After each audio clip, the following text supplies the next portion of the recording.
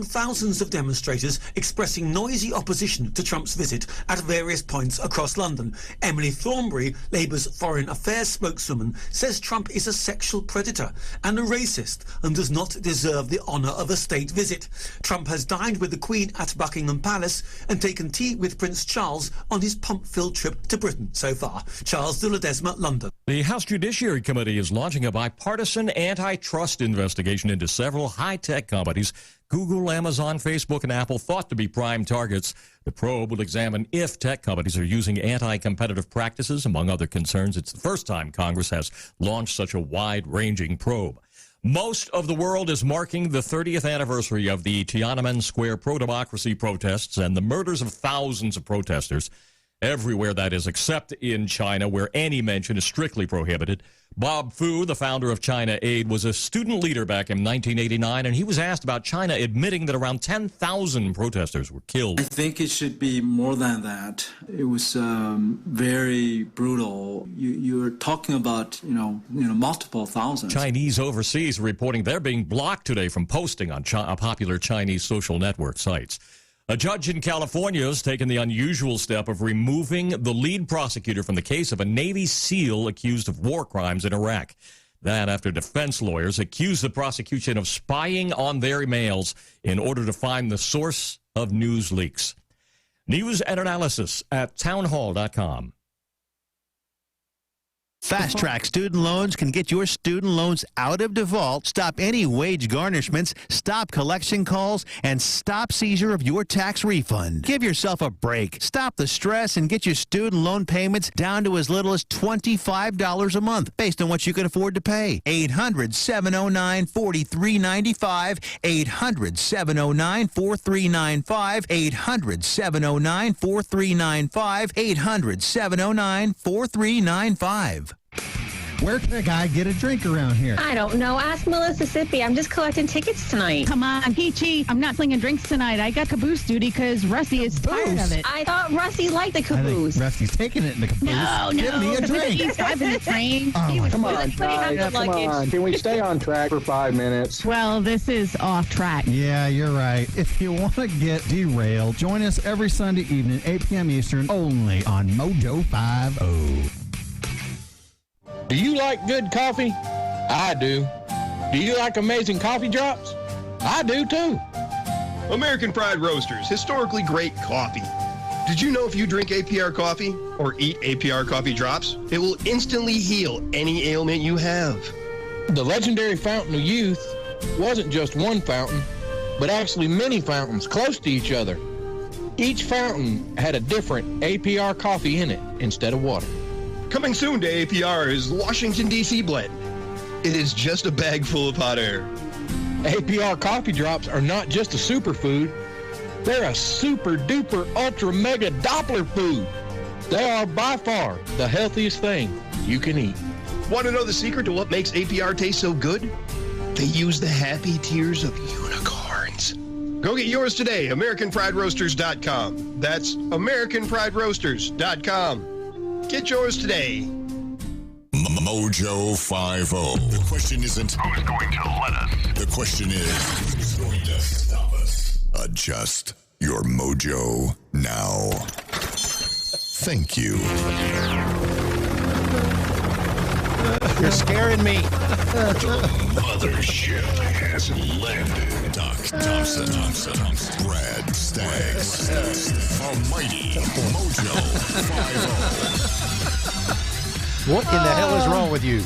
I just realized we are in the Upside Down. We're in the Bearded Spock universe, and this is back in 1992, I think. Wanda on In Living Color. I guess you waiting on your masseuse, huh? Well, actually, I was waiting for a beautiful woman to come walking into my life, and I guess from the look of things, my wish has come true. Hey, word up! If you don't remember Wanda from In Living Color, it was Jamie Foxx. Just ugly as a mud fence.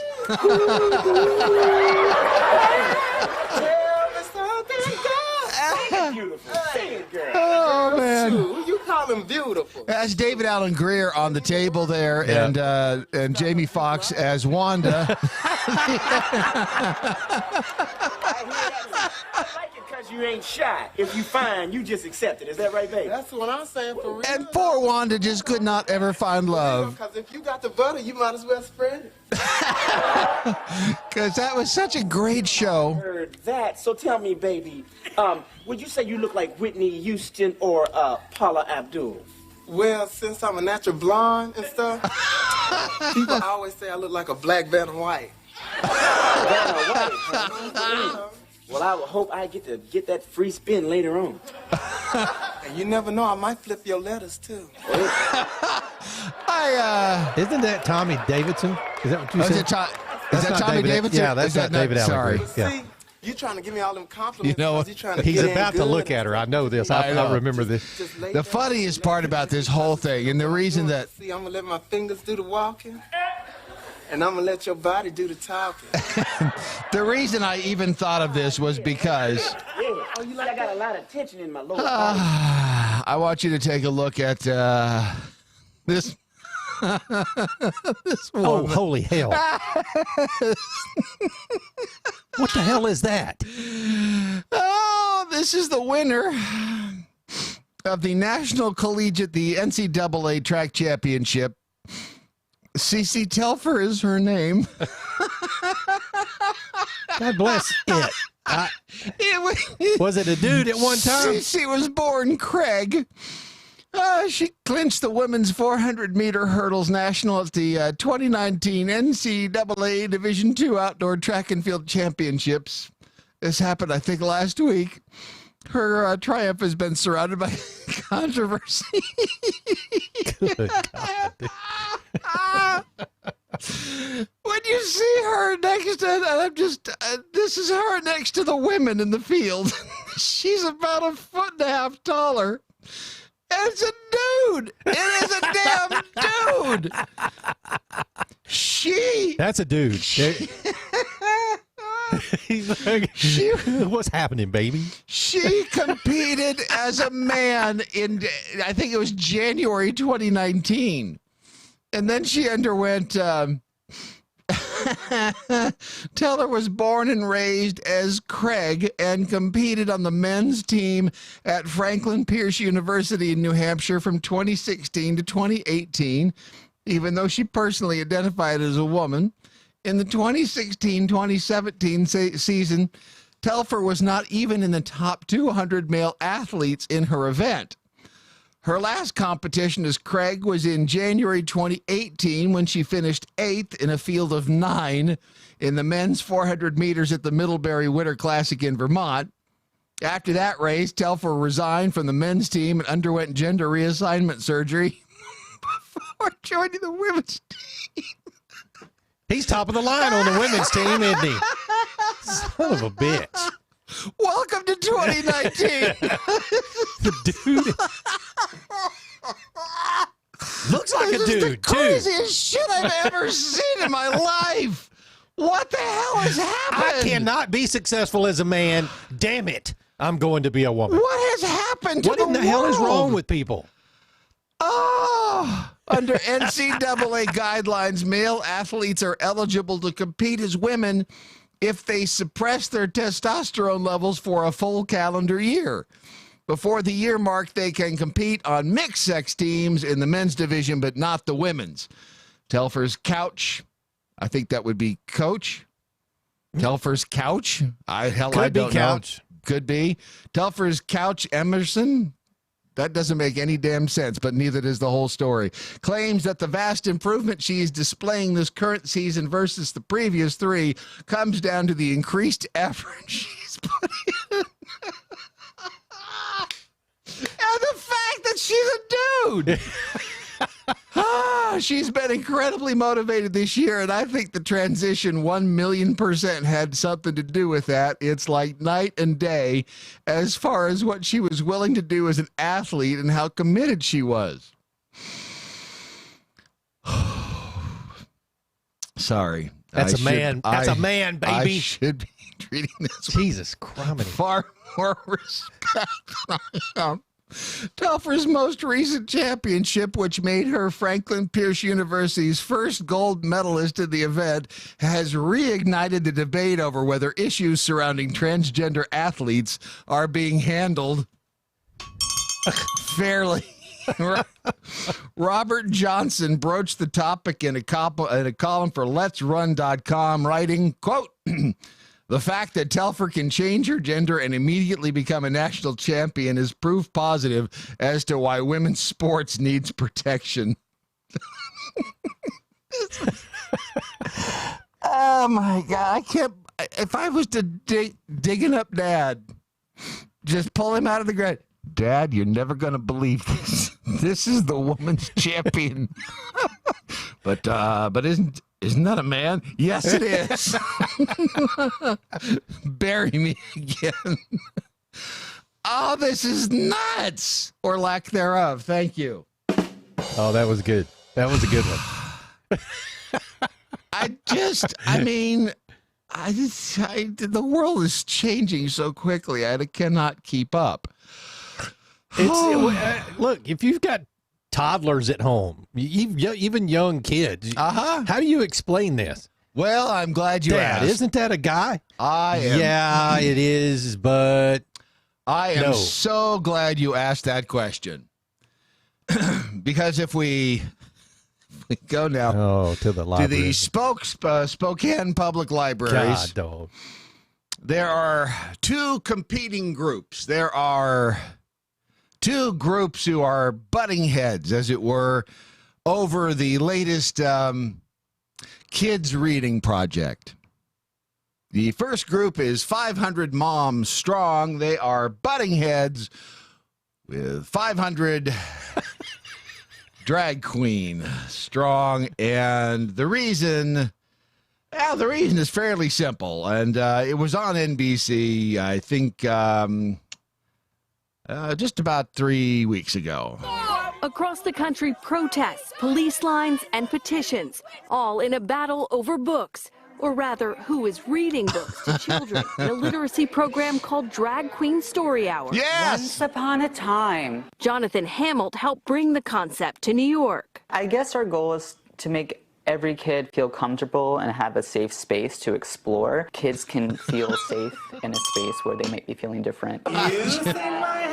There are now more than 30. Okay, just as a side note here, whoever that wasn't a bad-looking chick dude. It was that dude. That was not the same dude. With makeup on, dude. No. Come on. Yeah. No, because back here, if you look. Oh, is that him? I think that's the dude that with like a beehive wig on. As we fast forward through the story, I'm pretty sure that is the dude. Oh, that's there. probably him. Nonprofit Yeah. undergo training and in many cases background checks. For Jonathan, the dramatic flair and the kids' curiosity seemed a perfect fit. Is that your real hair? Is that your real name? Are those your real nails? Just like really funny things like, is that a wig? It's called being confused as hell. It's called not knowing. When you put kids in that situation, it's like, Daddy, what's going on? Why? Just. But I would. Let's just continue on with the story. It's dress up and it's a costume. But there's been backlash. To bring their kids to this event. Contentious city council meetings. The wickedness. Even lawsuits. Some saying, not in our town. No. On behalf of God, we're asking him to move this totally out of our community. Others insist it confuses kids still learning about gender. Hell, it confuses me. Their identity. This is certainly inappropriate. This kind of thing for a little bitty child, they're too young to comprehend such a thing. How about a duck? For Jonathan, though, the protests are exactly the point, making sure the next generation is taught tolerance. When they grow up and they see someone different down the street, they won't treat them any differently because of how they look or act. So far, most of the programs are still in place. At the end of the day, we're just reading to kids, so we're promoting literacy, we're playing games, we're having fun. Doctor, did you have fun? Kids and drag queens, controversial to some, but here at least, keeping the audience hanging on every word. Kristen Dahlgren, NBC News. So, what is the difference between a drag queen, a guy dressed in clothing like that, reading the kids, and somebody coming in dressed as Cinderella. What's the difference? One's got a Peter and one doesn't. I mean, I don't know. If you're talking about a dude dressed as Cinderella? Yeah, no, I'm talking about anybody dressed as Cinderella. If you're playing dress up, what difference is it? Cinderella's a woman. Okay. A woman dressed as Cinderella is not a huge thing. All right, let's say it's Pluto reading to the kids. Nobody knows. How do you know they don't know? Pluto can be a man or a woman. Really? Okay. I'm just saying, what is the difference? If you're trying to make a case here, no, it's not working. I'm simply asking the questions. If there is there a difference? Is there a difference between a man dressing up as a woman or a woman dressing up as a man? Is there a difference between a man coming in, putting on the the wig, the makeup, the dress, the whole 9 yards, and a woman coming in dressed as in a business suit? Actually, when you think about it, on Halloween, don't we all partake? No, I'm not defending this practice. It just started me thinking. I mean, sure, if the drag queens are going in there and they're saying, "Hey, kids, become a drag queen. Yeah, come over here, sit on my lap. Let me tell you a little story." I mean, they're not suggesting that they're pedophiles. Obviously, they are saying that these are drag queens, men who dress as women. Now, do we know if the school sent anything out to the parents before they allowed that to happen? It's a library. A library. It's a public library. Okay, so probably not. And here's the thing. It's advertised as Drag Queen Story Hour. Drag Queen Story Hour is your kid there if you want to. Absolutely. These are people who bring their kids to see the drag queen reading a kid's story. Then those parents have to be prepared to explain this to their children if the questions come up. And there are several parents who cannot possibly explain this the way it should be explained. How should it be explained? I don't know how it should be explained. So does that make it wrong? No, not necessarily, but you still put that child in that position to wonder and to, maybe dare to wonder. We tell our kids about an old man who rides in a sleigh pulled by 8 tiny reindeer and who lands on the roof and who comes down our chimney. We do. And who brings a bag of, it's the way he gets down the chimney. Dwayne The Rock Johnson played the Tooth Fairy. There you go. We tell our kids about the Easter Bunny. We do. Who still inexplicably on Easter brings us eggs with chocolate in them. And I still have not made the connection to Jesus and God and chocolate eggs, but I'm sure that that's a much greater minds than mine have tried to figure that one out. So is this something that's damaging the kids? Is this any worse or better than Easter? Then, like you said, the Tooth Fairy. Is this any worse or better than Christmas time? I don't know. I just know. It just makes you think, though. I mean, it does. But here's when the you thing. ask the questions like that, right? But people are going to be, I don't know, scared. Yes. Of the unknown. I mean, they don't know. And a lot of it has to do with not being able to explain to your kids. Right, because we don't know what's going on. We have no idea. Toby over on the Twitter using the hashtag What I Learned Today, are Cinderella, Pluto, and Goofy licensed characters? Is there an extra expense to get readers to show up as these icons? Probably, unless you're in Times Square, in which case that's just anything goes. Smacking Duck, child, mommy, that lady has a pee-pee. Mother, shut up, you little racist. It's just this world. You misspelled shut. Then you deleted the tweet. Smacking Duck, stop deleting your damn tweets. The internet is forever. Pickled Squirrel. This prattling about tolerance makes me homicidal. It is not mandatory to like or accept everyone. Be decent and share some baked goods every so often. Problem solved. Stinky. I want Longshoreman Reading Day. Let them get used to that. Yeah, Teamsters. I want Hell's Angels Reading Day. Bring them bitches in. Let's see how that goes. So is this? I mean, people are freaking out up there. They are and quite honestly, apparently they freak out wherever this happens. Now, on their website, which happens to be dragqueenstoryhour.org. Of course it does. Who the hell knew that URL was available? Had I known, Drag Queen Story Hour, or DQSH, damn, I'm so over all of these initials, is just what it sounds like. Drag queens reading stories to children in libraries, schools, and bookstores. And you're right, I think there was a case in Jersey. You from Jersey? I'm from Jersey. There was a case in New Jersey about the drag queens reading to kids in the schools. And I don't know whether they sent a note home. DQSH captures the imagination and play of the gender fluidity of children. Of childhood. And the thing is that this entire paragraph right here sums up everything we talk about on a daily basis. Gives kids glamorous, positive, and unabashedly queer role models. In spaces like this, kids are able to see people who defy rigid gender restrictions and imagine a world where people can present as they wish, where dress up is real. That sounds innocuous enough. That sounds innocent. That sounds... If you don't know what those words mean, it sounds innocent. Gender fluidity.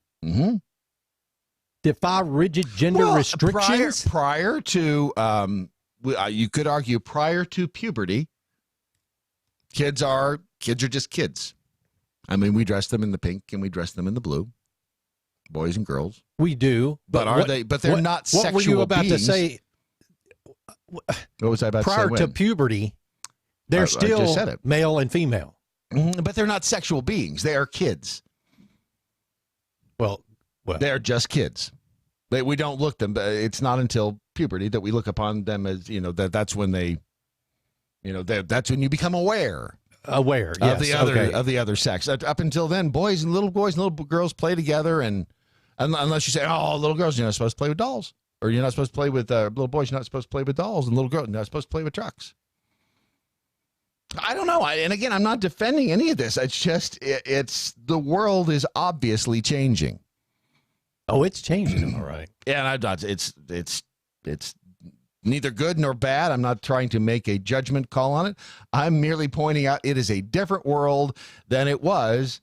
And remember, back when Wanda on In Living Color, when she was there, and then you're right, that's not David Alan Grier, that's Tommy Davidson. That's what, yeah. It's a VHS copy. Hard to tell in this. No, I'm not going to say they all look alike. I'm going to need a little extra attention back there, my brown sugar. But just ask and you shall receive, ye shall. See, but let me show you something. No, let me show you something. Because, see, this is a trick that I learned from my cousin and them. It's like a Chinese foot massage. Hold on, I got a little toe gel. Hold on.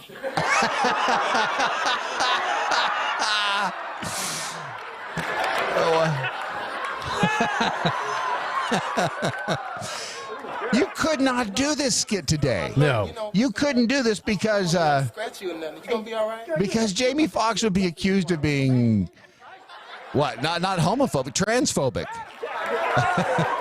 You could not do the Wanda skit today because it would be transphobic. Or would it? Hell, I don't even know now. I don't even know. Can you make fun like this? We've lost our sense of humor. When I say we, I mean there are some people who comedy lost is their not sense of humor. comedy anymore. No, you cannot. I mean, the guy who was at the comedy club who got the cops called on him because, hey, well, I see a lot of us gathered here. I meant comics, and he was referring to the Middle Easterners in the audience because he was of Middle Eastern descent, and he was making a terrorist joke. But you can't do that because now you freak people out. You can't make fun of people. You can't make fun of everybody gets men dressed so in women's clothes. Everybody gets so butthurt. Sure, I would have. It's not offensive if it's true. Well, humor is in the eye of the beholder, much like humor is in the eye of the beholder, and if you can't handle the humor, don't go to the damn comedy club, idiot. It's just a strange dynamic that has been created in this world. And I go back to our friend. You remember the Dean Martin roasts? Yes. Good Lord, they used to rip each other apart. Yes.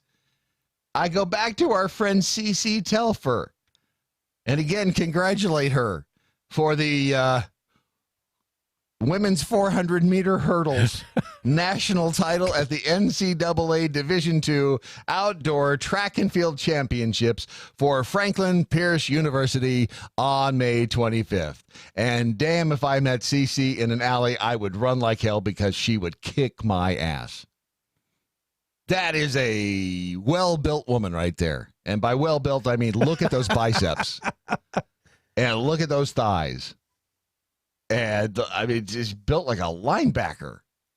Well, when you can't make it as a man, make it as a woman. I want to make it with you. I just... I get, this is the future. This is the future. This is the new normal. And if it is, where does the line stop? Where do you mark the jumping off point? Is the problem is those of us that don't necessarily agree with this, okay, that's like the majority of the conservative party. How do you stop it? I don't know. I have no idea. I have absolutely no idea. Conservatives aren't typically rude, mean, hateful. And again, I don't give a crap what you do with your own body. It's yours. You do it. I still think that it is, man, that kind of mutilation is, when you're going man to woman, there ain't no going back. So you better be damn sure that you are ready to do that before you stow and you get the, whatever the hell the reversal of or the opposite of the addictomy is. Because it's just, I mean, as a woman transitioning to a man, I guess technically, you stop. Well, you get the breast removal, but you can always get fake ones put in. I just don't. And again, I don't understand. Well, I do understand. I am just, and maybe this is the way people looked at it 100 years ago when things were changing so rapid. Hell, I mean, look at the evolution of the mobile phone. What? Look at that. What does that have to do with it? Nothing. I just have to do a commercial for Patriot Mobile. And the mobile phone has certainly made advances throughout the years, and there's really no good way to transition into this spot. So what I'm going to do is I'll talk about Patriot Mobile on the other side. Because this is just a weird damn day already, and it's only beginning. Your Daily MoJo. Happily promoting the 4 F's. Freedom, faith, free markets, and fun. MoJo 50. I'm Mike Opelka from PureOpelka.com, and here's your 2-minute drill. I'm announcing today that it's official. In my opinion, the world has gone crazy. At least the World Health Organization has gone crazy. What am I talking about? Well, the WHO, that's what the cool kids call the World Health Organization, has put out a report claiming that people who play video games too much, too often, and are obsessed with it have a mental disorder. Seriously. They talk about a pattern of persistent or recurring gaming behavior. Gaming behavior? That's called playing a video game. I don't play video games. We don't own one of those consoles. I've never played one outside of the arcades that we played in the 80s. Miss Pac-Man, Galaga. But they're now saying at the World Health Organization that people who are obsessed with playing these Call of Duty, Fortnites, whatever they are, that those folks have a mental disorder. Now, that might be a thing, but the same organization, the same World Health Organization, has also declared that people who are born men but believe they are women, well, they don't have a mental disorder. The whole transgender thing is normal. So video game addiction, mental disorder. Transgenderism, no, that's normal. Anyone want to join me in calling the WHO crazy? Testudo, my friends. Testudo. Mike Opalka's 2-Minute Drill is powered by MoJoWildRice.com. Their wild rice is a superfood, gluten, sodium, fat, and cholesterol-free, yet high in fiber, protein, zinc, phosphorus, and trace minerals. But you're going to love it because it's delicious. MoJoWildRice.com. MoJoWildRice.com. The Daily Mojo. Get your communiques in with the hashtag What I Learned Today so we can find you. Larky F. and Parkin has always nailed it. Good point. With the libraries that allow the drag queens to read to the kids still be allowed to do it if they read a book that was pro-Trump. That would be insane. You know what? That's a brilliant Yes, observation, actually. Yes. And again, they want tolerance, they want understanding, but they will not give it in return. That's the part that is so bothersome. Kelly Eisen, Easter and Christmas are pagan, have nothing to do with the Creator. Research and Scripture prove it. Yeah, I mean the Christmas thing with it's loosely tied to the wise men and the gifts and all that. In general I agree with you there. Smacking Duck, if I can correct before anyone hits like, I do it. That shouldn't be so tough for you because not too many people hit like. Oh. You're welcome. Larky F. Farkin, why does Daddy wear Mommy's panties? Because they're silky smooth and they feel good. That's why. Oh, he was asking rhetorically. Sorry. Lady Hecate, hashtag What I Learned Today. Imagine a world where kids could be kids without adults throwing their garbage on them. Yeah, dreamer. 15 years ago, this is according to Matt Foley, who is he's the president and co-founder of a company called Scooch.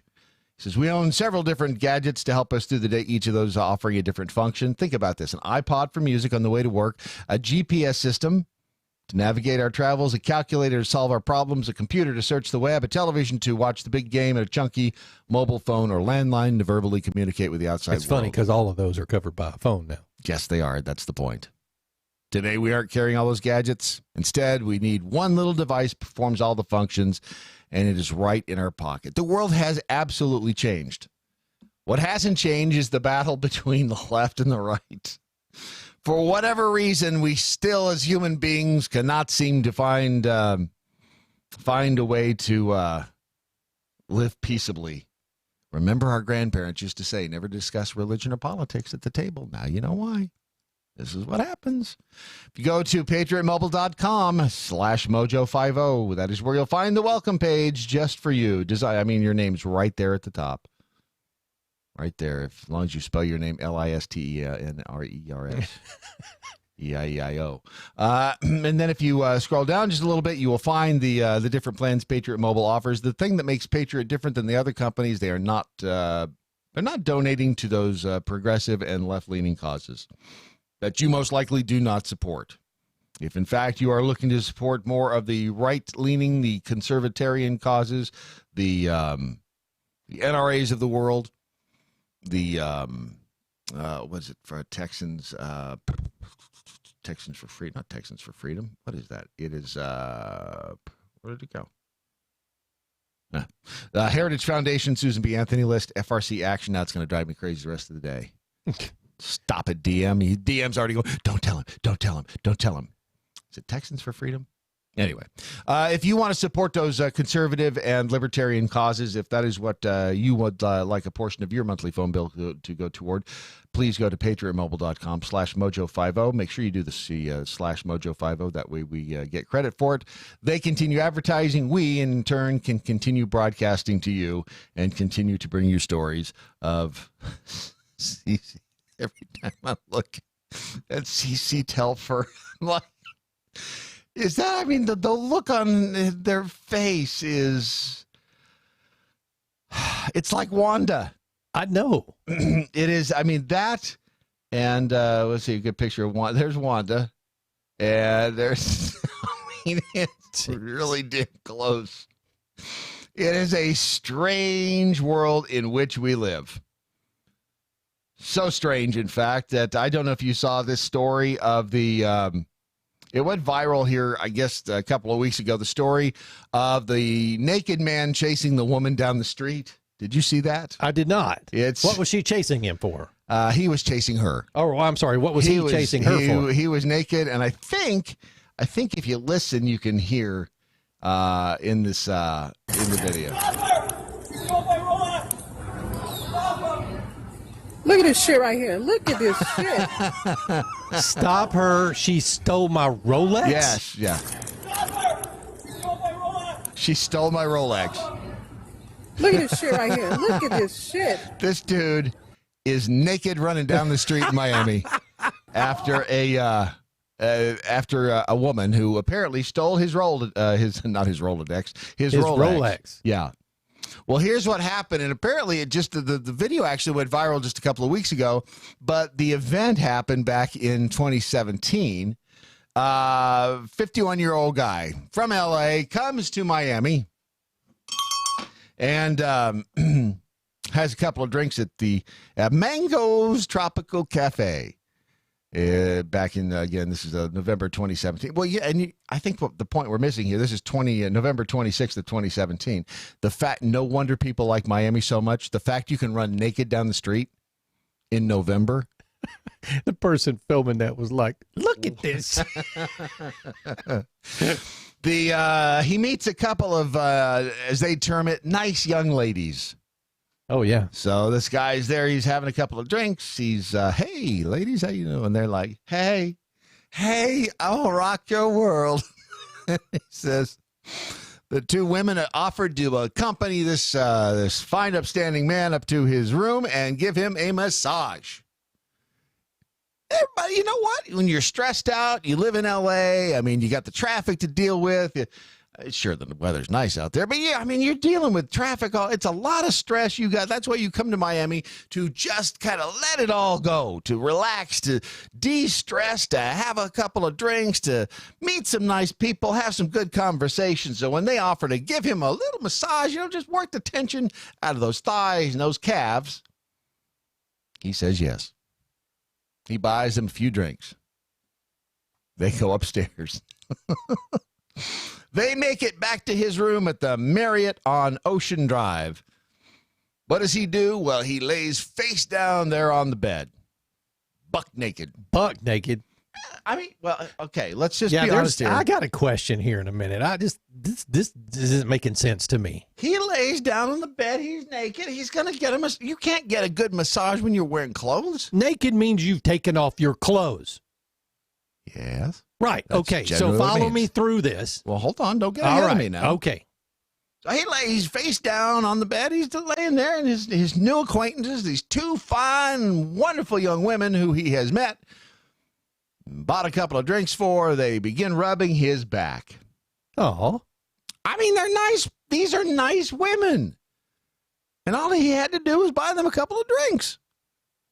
And they're helping him de-stress. I do not see the problem here. Then he felt... I like a good back scratching. Absolutely. And I'll bet you they had some nails on them. Especially if it was CeCe Telfer. CeCe Telfer and Wanda. Oh, no. He wouldn't have been that close to CeCe Telfer. You don't know that? Oh, no. You don't know what this man likes. You do not from a running standpoint. CeCe Telfer, you know what? CeCe can give you, she got some strong hands. She got some really, and thumbs. I mean, when you need somebody to dig into that spot on your back, when you got all tense and everything, like when I got my neck thing, my neck starts, I need somebody with a strong thumb to get in on there on my neck and just work that in. I'll be all CeCe, get that thumb in there and just start working that. So our friend is laying face down. His two new friends, Wanda and CeCe, they are standing over him. They are rubbing his back. They're rubbing that stress out, and he feels all of a sudden his Rolex being unclasped from his wrist. What? He says he jumps up from the bed just as they are hightailing it for the door. They are running out the door. He has been had. He done been had by Wanda and Cece. No time to put on a pair of pants, he said. The man saw the thieves disappearing into an elevator. See, the timeline here is it's kind of getting me, too, because, I mean, you're laying there and oh, man, I feel right in the middle of my back. Oh, yeah, that's it. That's that spot. Oh, yeah, Cece, get that. Damn, you got strong hands for a woman. That's all right. I don't care. Are you sitting on my back? Because that feels weird. I don't know. It just feels lumpy or something. I don't know. And then you feel a Rolex. You've got to get a Rolex down over your whole hand. I mean, it's hard to put, it takes you a second to put a watch on. It takes you a little bit of time. I guess there are some people out there who, if they're really good at it, because you've seen the guys on stage who steal a watch and you never know it. Right? I mean, so that but those are typically the leather buckle watches. And, Right, and a yeah. Rolex has a clasp on it. Yeah, So it just opens up and then it just is wide enough to slip over your wrist. Right. We all know that.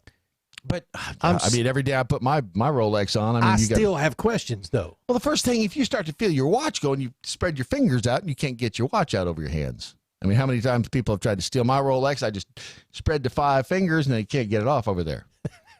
Poor choice of words. So he runs. They run out in the elevator. He decides, aha!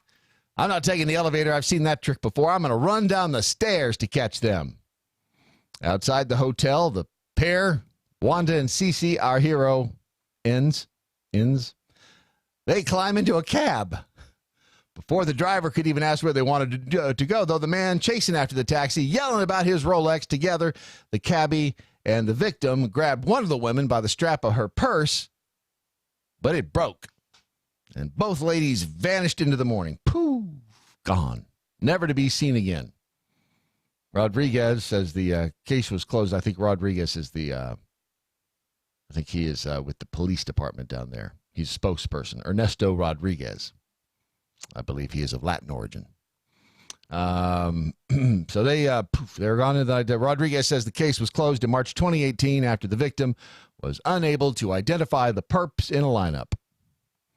No word on whether he got his Rolex back. So good Lord. This story ends. Mm-hmm. What? Just that last sentence. Which last sentence? Oh, that last sentence. See, you read ahead of me, and then I can't help it. I'm trying to figure out the answer to my question.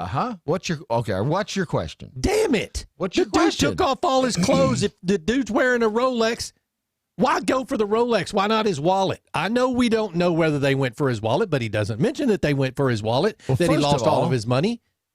Is it the Rolex specifically that they're after here? Probably, especially with that last sentence. Yeah, Rolex, well, first of all, I don't know how they knew it was a real Rolex because there's a lot of $20 Rolexes. There's a lot of $20 Rolexes unless out there. they studied, and they may be. Well, here's the thing. These women, let me just read that last paragraph to you because the moral of the story here, the cautionary tale, as it were, is Rolex wearing tourists be warned. This sort of thing is common in Miami, apparently, besides the ring of diamond nabbing femme fatales, they say, who made national headlines in 2014. There were 2 women busted for a similar scheme in Miami Beach earlier this year, plus a woman who somehow stole $500,000 worth of watches from a Miami man. Oh, that's a lot of watches. That's a dude with a stupid habit. $500,000 in watches. Whew. And, of course, there's the woman who hid several Rolex watches in her vagina. Only in Miami. I told you the world is a different place. So what is your question? That was my question. Why didn't they take his money and go? It was not on his person. Well, but first of all, we don't know that they didn't take his wallet. That's correct. Secondly, if you know that is in fact but they were there for the Rolex. There's no question about it now. They see, and it could be they studied. when he's sitting down there in the bar, he's got his hand up, he's drinking, so you can see whether or not the difference between a Rolex and a fake is you know how to tell the difference, don't you? No. The Rolex, if I'm not mistaken, the Rolex is a very smooth. It's a sweep. Yeah, the second hand is a sweep. It doesn't stop. It doesn't stop. That's correct. That's how you can tell the difference, generally speaking. Now, I'm sure that there's a good fake out there that does, I'm sure there are fakes out there. But the point of this story, I guess, is not that they were after his money. These women knew that was probably a real Rolex. They had enough The point of this story is that there was a man running naked down the street in Miami. Damn, you missed the whole point of the thing. No. That's probably not out of the ordinary in Miami on Ocean Street. I was going to say, pretty much that's called Saturday night. Although this happened to be in the morning. Yeah, it looks like it's early morning. Which does beg the question, damn, how long were they up in the room giving him a massage? Well, they said he was giving them drinks till early in the morning. This is early. I mean, the sun is up now. Yeah. That's real early in the morning. So if you're going to do that, I'm just saying that, well, here's the funny part. What if, in fact, if you are going to be down there plying drinks to women in the evening and, attempting to get Wanda and Cece to give you an old-fashioned, why are you wearing a real Rolex? That would make you, in my book, a dumbass. That's because he was 51 and a little bit chubby and showing off. That's what he was doing. He's not in horrible shape. I mean, if you look at him there running, he's not. I mean, he's sort of kind of keeping up with her. He had to. You do have to ask yourself though, how did he have time to put his shoes on? How did he have time to put that? That would explain why they were able to get to the elevator. If he stopped to put on shoes, but you know what they probably did is grabbed his clothes. If you're smart, probably. You're smart. You're a woman. You grab you don't want him to chase you. You're betting that he's not going to run down the street naked. He fooled them, didn't he? They didn't think about taking his shoes. If they'd taken his shoes, he probably wouldn't have chased him down the street. But they took his clothes thinking he's not going to chase us naked. I don't know. It depends on the cost of that Rolex, I'm thinking. Well, I'm guessing by the way he's running down the street naked, that was a real Rolex, and it's worth a lot of money. And they never did, in fact, get the they say they never got his Rolex back. But the following, I guess this is the year previous to that, and I don't know what it is about Rolexes, but if you go a year prior to that story, apparently there's a woman down there by the name of Subhana Bayah. She is she's a friendly enough looking young woman. She is known for seducing men and making off with their Rolexes.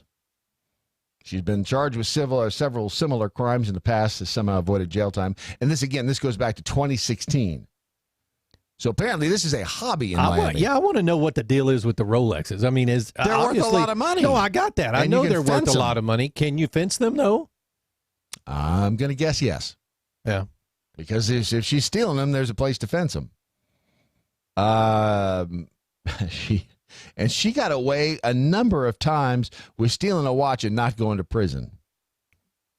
Well, she finally got caught somehow. She got caught, but she did not. She's not gone to prison, which is pretty amazing if you stop and think about it. That's a woman right there with talent.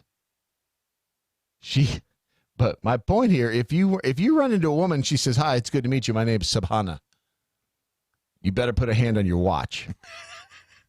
If you value your Rolex, you will not go upstairs with her. Tech Roo says it's easy to spot a fake Rolex. The fake Rolex looks better and keeps better time. Wow. Yes, that's true. That's true.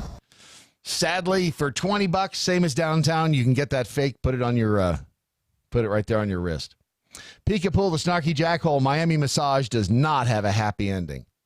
Well, it does if you consider the fact that the 51-year-old guy is able to jog down the street, probably worked out a little cholesterol in his veins. So that was happy for him. And remember, after all, it is just money. Just money. F in Florida, man. Hashtag what I learned today. Easier to pawn a Rolex than to use somebody's credit cards. Yeah. Have you ever done much shopping at a pawn shop? No.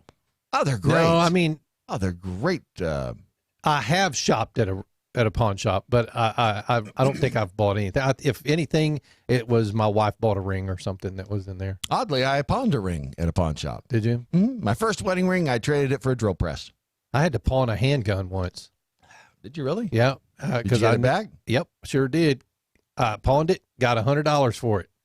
No joke. Yep. How much you have to pay to get it back? $125. That's not bad. But I did go get it. Yeah. My drill press did me a whole lot more, drilled a whole lot more holes than the wedding ring ever did. Oh. Wow. If you plan on getting an amateur massage, or in Saddle Effing Tramp's words here, if you plan on getting an amateur message from a couple young ladies of the night while fart-ass naked in Miami, wear a fake Rolex. Yes. That's absolutely some, this is how you lose a kidney. Yeah, there's some people, yeah, he should be happy that it was just a Rolex and not... Every time I flip by this picture of CC Telfer, I laugh. The winner of the women's, I think, once again, she needs to have recognition. The women's 400-meter hurdles national title. Way to go, CC Telfer, the 2019 NCAA Division II outdoor track and field champion for Franklin Pierce University. I just want to say, that is amazing work you did out there on the field. You got to show that picture to Brandon when he gets in. Oh, yeah. It's let him decide. Hot or not. The drag queen story. And let's not forget, just to kind of put a bow on the thing, let us not forget that and this has been, I guess, a couple years ago, that this came out. Did you hear about Celine Dion's clothing line? No. Oh, you didn't? Oh, you're in for a treat. Oh, great. This is Celine Dion's clothing line that she came out with for kids.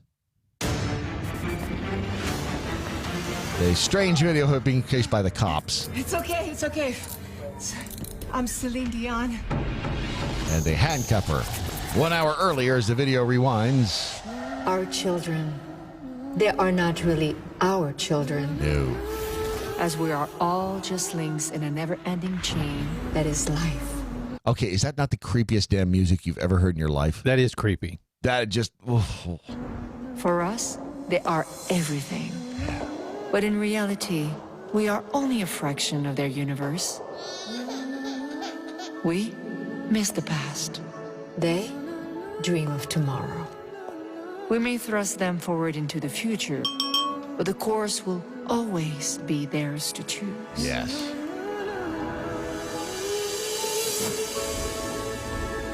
Now she's blowing some black confetti all over the kids. Which doesn't seem real sanitary to me, but... And there you see pictures of kids dressed in black and white outfits instead of the traditional pink and blue outfits. The cops are stepping in now, and they recognize I can't them. believe they called security. I mean, oh, come on, I'm Celine Dion. I'm not spending the night in jail. Holy shit. It's actually an entertaining little spot, except for the... It's easy. I'm Celine Dion. Yeah, girl, and I'm Beyonce. Uh-huh. There's actually some humor in it. But, yes, Celine new. It's like there's one too many. Selena Nunu. Selena Nunu. That is her genderless. Selena Nunu. Right? Is that right? Selena Nunu. Yeah, that's it. Gender neutral clothing for little humans. Uh-huh. What the hell? Well, at least they have some green in there now. Before it was just pink and blue. Selena Nunu unites two forces by one voice. Fashion has the power to shape people's minds, inspire your children to be free, and find their own individuality through clothing. Okay. Again, wasn't that kind of the point with Garanimals? I mean, it's not bad. The clothing isn't all that bad. There's a kid standing there with, ironically, here's what I find funny. Ironic is that looks like a little boy in the front there, right? It is. So he's wearing the lightning bolt. And but the little girl's wearing the Celine Dion shirt. Yeah. Because if the boy was wearing the Celine Dion shirt and the girl was wearing the lightning bolt, that would seem a little ass backwards to me. It would. Wouldn't it? Yeah. Yeah. Absolutely. So I just think that's funny that even in a quote unquote gender neutral clothing store, they still kind of basically had the gender appropriate, if you will, clothing on the kids. And then if there's the tagline on the website, "You're never too small to make a difference." Yes, That is not necessarily true. Instead of just pinning their drawings on the fridge door, why not push these ideas as far as they can go? And it's all about the kids. And again, the clothing, not so bad. The commercial that started it all off, it was creepy. The music was creepy. And this is, again, a couple of years later. I'm wondering if the sales of said clothing didn't do as well as they'd hoped, and maybe they had to change up their design a little bit because it was pretty possibly obvious. The website's still up and running though, Yeah. so it's not like it's like it bottomed out. But ironically, I'm just now clicking on the bottoms. Oh, this is the clothing for kids, and you've got it in green. See, they've expanded away from the black and white, so they got the pants, the shirts. There's some in green, some in yellow, and again, I will say this. You look over here, it's a little girl dressed in the yellow top, which traditionally you're going to see that as a interesting. So I don't know. Are we forcing these gender stereotypes on our kids? I don't know.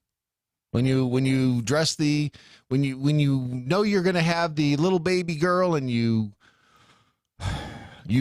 paint the room pink, you know you're going to have the baby boy. You paint the room blue. Is that forcing gender stereotypes on them?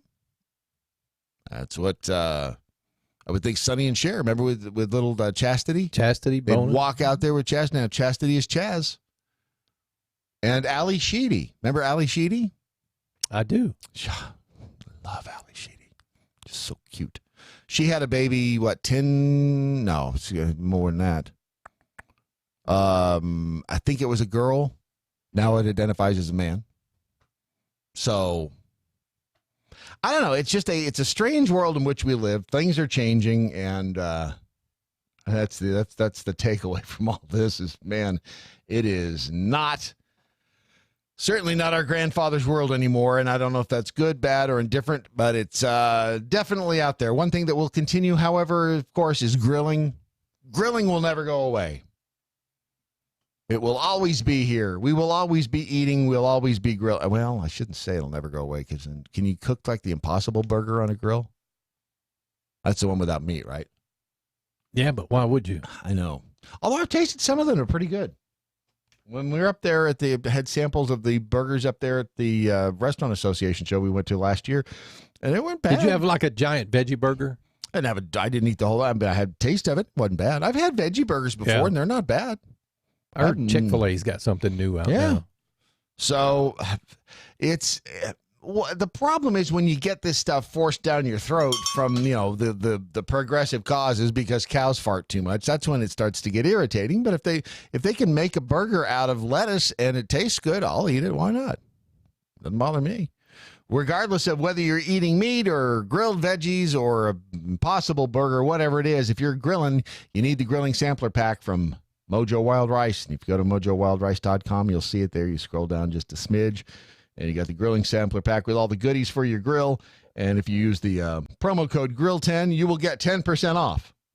And you will have that thing. They will ship it to you by a priority mail. So if you went there today, you'd have it by the weekend. Go there today. Go to MoJoWildRice.com and order yourself up the grilling sampler pack for 2019. Well, it's the year 2019. It's not $20.19. You'll get the idea. Go to MoJoWildRice.com and see all the tasty stuff they have from Nostalgia Wild Rice. Stinky over on the Twitter says, I thought you were going to say she's now Alvin Sheedy. Scared me for no. Allie is still Allie, but I'm pretty sure they had a little girl, and they now identify as a boy or something. I don't know. I can't keep up with all this stuff. Whatever happened?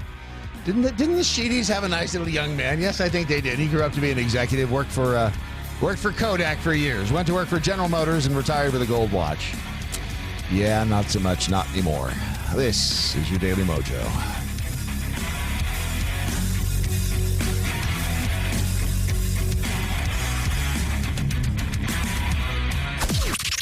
This is the seditious, rabble-rousing, liberty-loving, home of fun, entertaining, and compelling talk.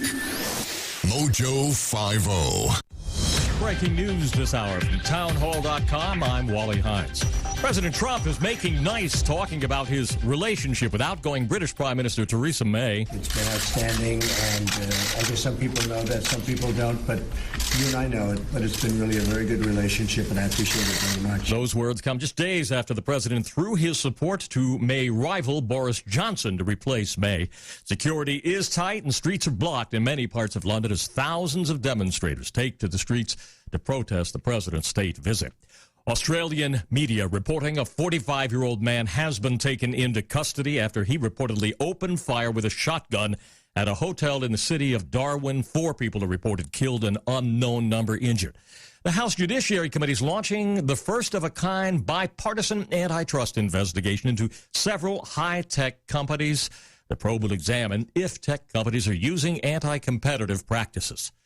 The House has passed a long-delayed $19 billion disaster relief bill and sent it on to the president for his signature. The total includes funding for community rehabilitation projects, flood prevention improvements, and money to rebuild several military bases. It includes additional hurricane relief for Puerto Rico, which the president objected to, and it excludes his request for $4 billion to help care for migrants at the southern border.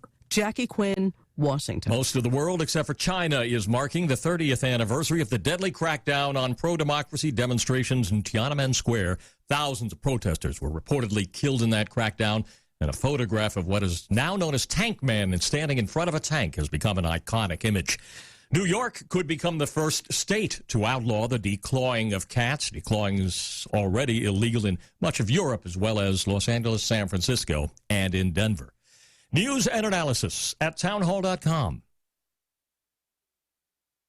Now you can fly anywhere in the world and pay discount prices on your airline tickets. Book a flight today to London, Paris, Madrid, or anywhere else you want to go. And pay a lot less guaranteed. Call the International Travel Department right now at Low Cost Airlines. 800-452-1075. 800-452-1075. That's 800-452-1075. Hi, it's Doc Thompson for Matthew 25 Ministries. Matthew 25 Ministries is one of the few charities I'll actually endorse because I know them. I've worked with them, and I know almost all of the money that you donate goes to help people. Go to m25m.org. m25m.org. Ladies, some of you sickos willingly accept that with the big doe eyes that you don't even need from a Snapchat filter and just look up at R. Kelly and say, give me your best. Lorenzo Vizzo. United 7. Mojo 50.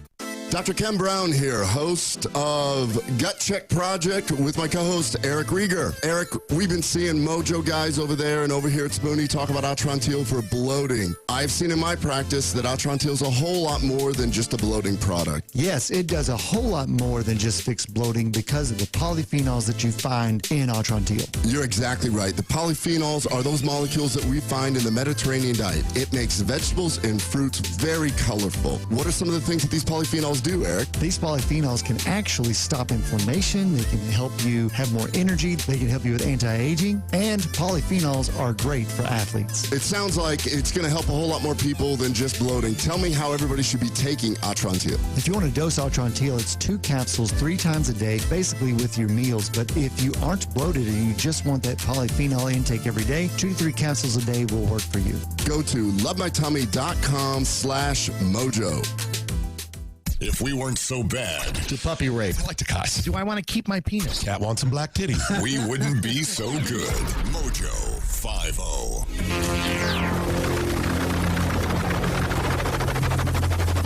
The mothership has landed. Sorry, we're just discussing the ups and downs, if you will, of the drag queens. And the story hour there. Summer vacation. Woo-woo. What I learned today, hashtag what I learned at whatchamacallit over on the Twitter and Leprechaun, that the old adage change is good is not necessarily true, just took around. Just took around, just took a hold. Took around, took a hole. Took around, took a hole. All right, so Ron, if you would please take our picture of our friend. Before you do, I want to tell Brandon that the CC Telfer is the winner of the women's 400-meter hurdles national title of the 2019 NCAA. Oh, this CC is Telfer. CC Telfer, ladies and Okay, gentlemen. I know who CC Telford is. CC Telfer. Yep. That is that, and you got CC Telfer there, and you have Wanda. So I would suggest that Wanda and CC Telfer could be one and the same. Yeah. The funny thing about CC Telford is that he, at one point in time, was like 400th or something in his division. Yes, he was not in the men's top 200. The very next year, no. I'm sorry. In 2016, he was 200th in his division. In 2017, he was 390th. Yes. In 2018. Yeah, we covered all this. By the way, his hour. name is Craig Telfer. Yeah, we covered all this last hour. Okay. Didn't know that you would didn't know if you'd seen her or not. Him, her. Yeah. But we did want to congratulate them for winning the 2019 whatever championship they won. Can I just point out? So just point out that it's a guy. This guy is he was 390th in his division. Yes, but in now he's 2018, first. And now he's first. What does that say about you, ladies? You can't even beat a guy. Can't beat a guy who's 390th in his division. Finally, the U.S. government may be wising up. The government is now going to demand 5 years of your social media and your email account information if you apply for a visa. What? Yes. You will now have to turn over 5 years of your social media and your email account. The U.S. State Department will now require that for visitors to the United States before they get a visa. You have to hand over your email address, your phone numbers used in the past 5 years, the revised application forms for those seeking potential residency, education, work, or a tourist visa will have to supply all of that data. That's fair. I think so, too. I think that's fair. You're not a U.S. citizen. I want to know what you're coming here for. Yeah. If your social media paints you as a terrorist, we don't want that. And terrorists are really open about being terrorists on social media. They are. Like, they are not shy at all about it. But also, if you're like, I'm going to go there and I'm going to get myself some welfare, I'm going to live off government. Screw you, dude. Get out of here. Yeah. Now, see, and this would be a problem, though. If you think about it, this would be a big problem for CC Telfer. Mm-hmm. Let's just say CC Telfer is, French. And CC Telfer comes over and, hey, CC, we're going to need to see your 5 years of your social media and your email. And CC says, well, here you go. Here's and then there are all these pictures of a guy. Yeah. And they're like, CC, this is not you. This is some dude named Craig. No, that's me. It's me. No, it's a dude that you're CC. You got the boobs. You got the whole thing going on there. This is a dude named Craig who is not a very good athlete, apparently. You, on the other hand, you are a world champion. Yeah. Female something. Although the penis thing is weird. Well, she doesn't have it anymore, apparently. Are you sure? Because many people just end up getting the hormone treatments and keeping the shrinkage, keeping the tools. General.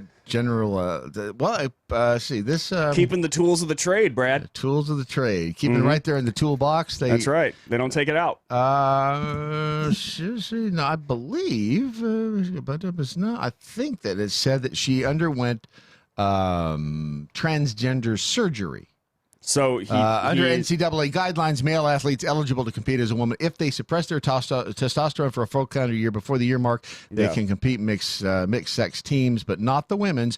Telfer's Emerson couch coat, whatever, claims the vast improvement she's displaying. It's so weird because his features are still slightly feminine in the face, but you can definitely tell this is a dude. Everything about this guy is a dude. Which part of the face do you think is feminine? Just the way that it's more angular now, a little more like this. You know, it's more feminine. It's a little feminine touch. Put that picture back up there again, Ron, of CC, because that to me, Yeah, see, this is what you look like whenever you're trying to be feminine, but it's just not working. Well, you know what? Actually, I think take a look at her mouth right there, and I'm going to scroll down. Why do you keep saying her? This is definitely a dude. I just, whatever. Look at the lips now. Yeah. I think we got some collagen going on. Oh, yeah, maybe that's it. Maybe just a little bit. It ain't working, dude. It ain't working, bro. Well, he's got some nice boobs right there. I mean, take a look at those. Take a look at that. I mean, now, is it inappropriate if this was a guy and we could stare at the rack all day long? Yeah, technically, we're not. Now, are we not supposed to? Now that it is a rack, are we forbidden? Is it verboten to stare at the rack now that it's different? Well, it really depends on who you talk to, because some people be like, no, that is a woman. That is a woman. But, I mean, really, it's kind of a dude. You're just like, if you came in here with boobs, like implants or something like that. Would I have a better shot with you? I mean, we'll see how it goes. But I mean, I would stare at them and not feel bad. But I would assume that you got them because you wanted to be stared at. Yes. What? Yeah. When you Is get that a boob saying, job? yeah, well, look at how Brad was dressed. Yes. However, he was just asking for it. Yes. However, it's true. You don't get boobs unless you want them to be looked at. Yes. And that applies to females as well. We talked about this yesterday. That's a damn good point, Brandon. You don't pay for boobs unless you want them to be looked at. Exactly. And in fairness, I have some friends who have had boob jobs, and she will tell you the same thing. Yeah. Well, of course, yes. I want you to look at them because you think I spent all this money for nothing? Like, why? Yeah, exactly. Like, there are women out there who get mad if you look at their chest, right? Which we can't help it. Men can't help that. We immediately, naturally, instinctually are drawn to look at various parts of your body because this is how men instinctively determine a woman's health. This is actually true. Her baby making and carrying abilities. This is something we are wired to do. You can't get mad at us for it. We pretty much want to see them all. Yeah, it doesn't matter what they are. Nope. That said, if you go in to a doctor's office with A's or B's and you come out with D's, you did that because you want me to look. You did that because you want me to notice you more than other women. That's why you did that. There's no, I mean, like, if they're like, well, no, I just wanted to improve my self-confidence. Where do you think that self-confidence comes from? It comes from other people looking at you and admiring you. It comes from us as males deciding whether or not you should be confident. Pretty much. It all ties. It all ties into the male-female dynamic. It all comes from that.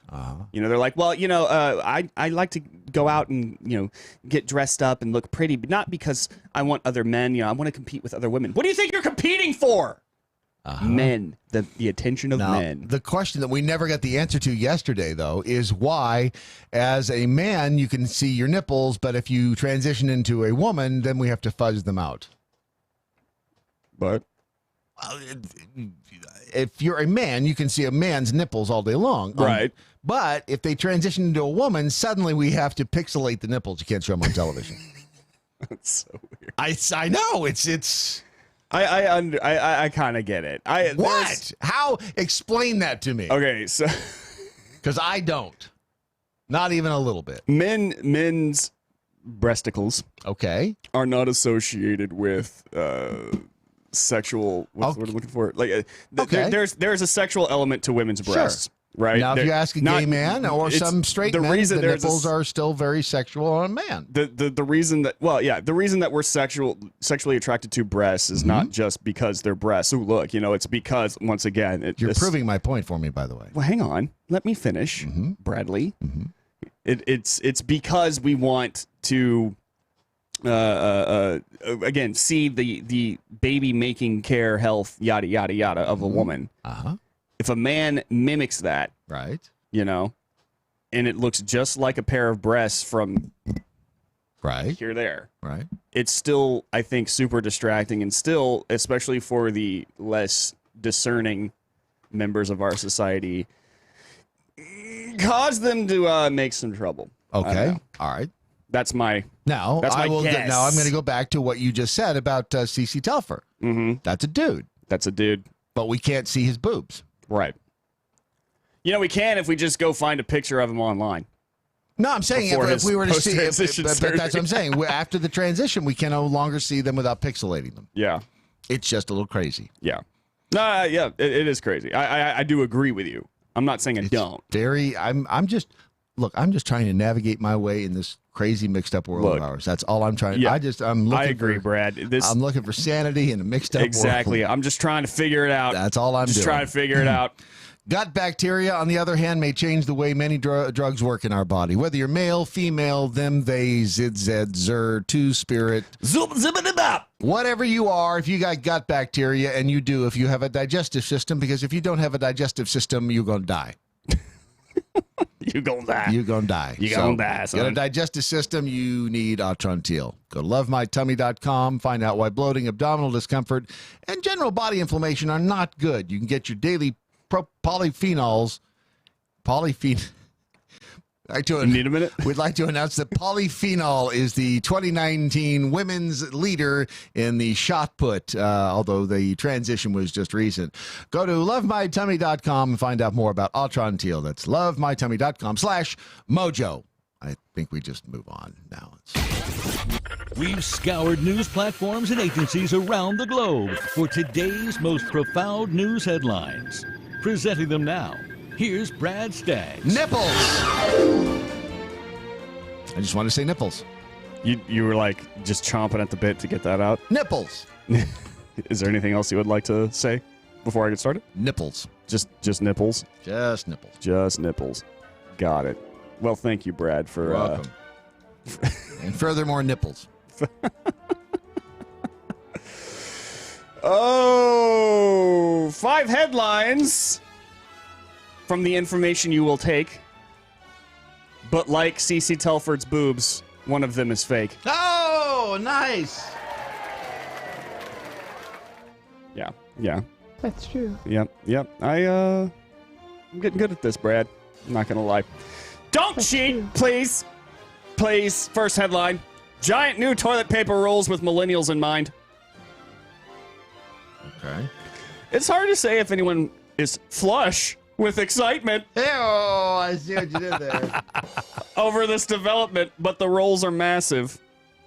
12 inches in diameter, ring-a-ding, for multi-user households, and 8.7 inches, ring-a-ding, for the single-use user. Wow. That's a lot of inches. Well, not only that, but you're going to have to get new toilet paper holders. The folks at Charmin have rolled out toilet paper targeting millennials. They're called Forever Rolls. Because more Americans, particularly millennials, are living alone, Procter & Gamble developed the giant rolls for people who may have limited storage space. A bunch of little rolls take up more room than one big one. Or do they? Yeah, that's a good question. P&G executive told the Wall Street Journal that one Forever Roll can last up to 3 months in a single-person household and requires half as much storage space as a conventional roll. Or 3 days in my household. Exactly. Right. Exactly. Because Ron poops so much. Uh-huh. Man hospitalized after getting battery stuck in his anus says he thought it would give him more energy. That story finally came out, huh? We got you, Brad. Damn it. A Florida man was taken to a Miami... Of course it was a Florida man. Taken to a Miami hospital after reportedly getting a large D cell. He got the D. Well, if you're gonna do it, exactly. Why mess around with a AAA? Exactly. Battery stuck in his anus. The man claimed that he thought that the battery might give him the energy boost he would need to get through the rest of the day at work. Doctors, that dude is a liar. I'm just telling you. Doctors were able to extract the battery without serious invasive surgery, but warn that putting things into your anus can cause serious irreparable harm. In high school, my friend's mom was an emergency room nurse. Yeah. The stories she would tell. Dude. Light bulbs. Yeah. Well, Dr. Ken was here that day. He was the same thing. It was like, most of it, I'm going, okay. Even a battery, I'm going, okay. Mm.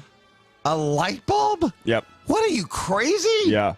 How do you get that out without breaking it? I don't know. That's just... No. They had an episode of Scrubs. An episode of Scrubs actually addressed how you get those out. You have to have a team of spelunkers, I guess. I think, no, you have to have, there's a special balloon they can put in there, and then they inflate it, and it pushes. Keep blowing. Keep blowing. It pushes the bulb out. Almost there. My lips are getting tired.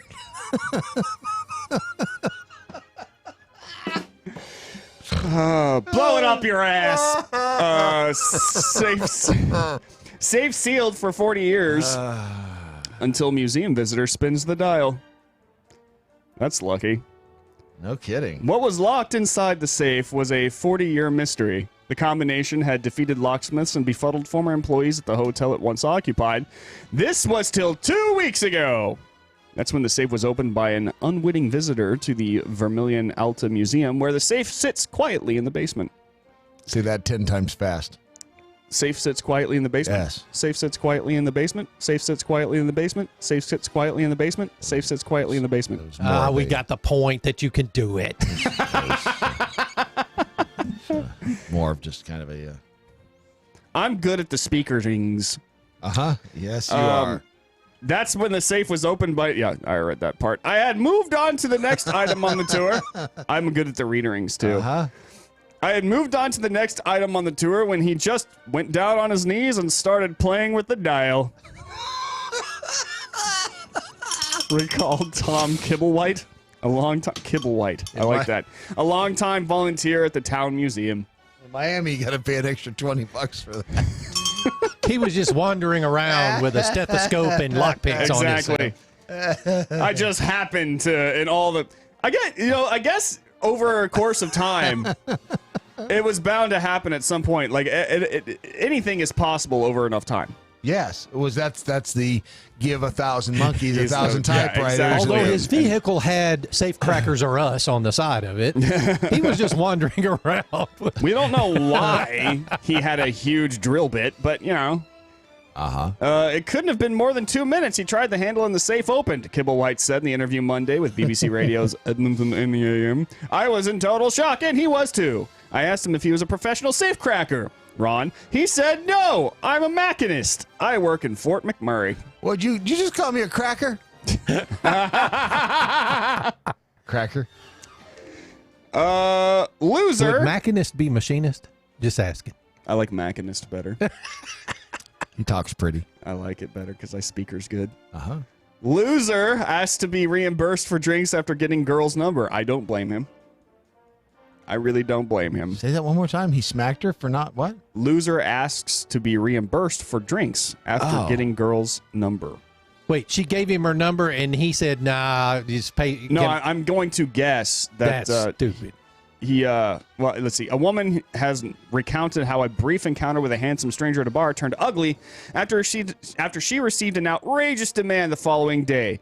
Chloe Matthews from London took to Twitter at the weekend to vent her total disbelief with the world after she received a text message from a guy she had shared a couple of drinks with the night before. So a guy bought me a drink when I was out last night, and I gave him my number, and Chloe wrote, Chloe Matt is officially retiring from nights out.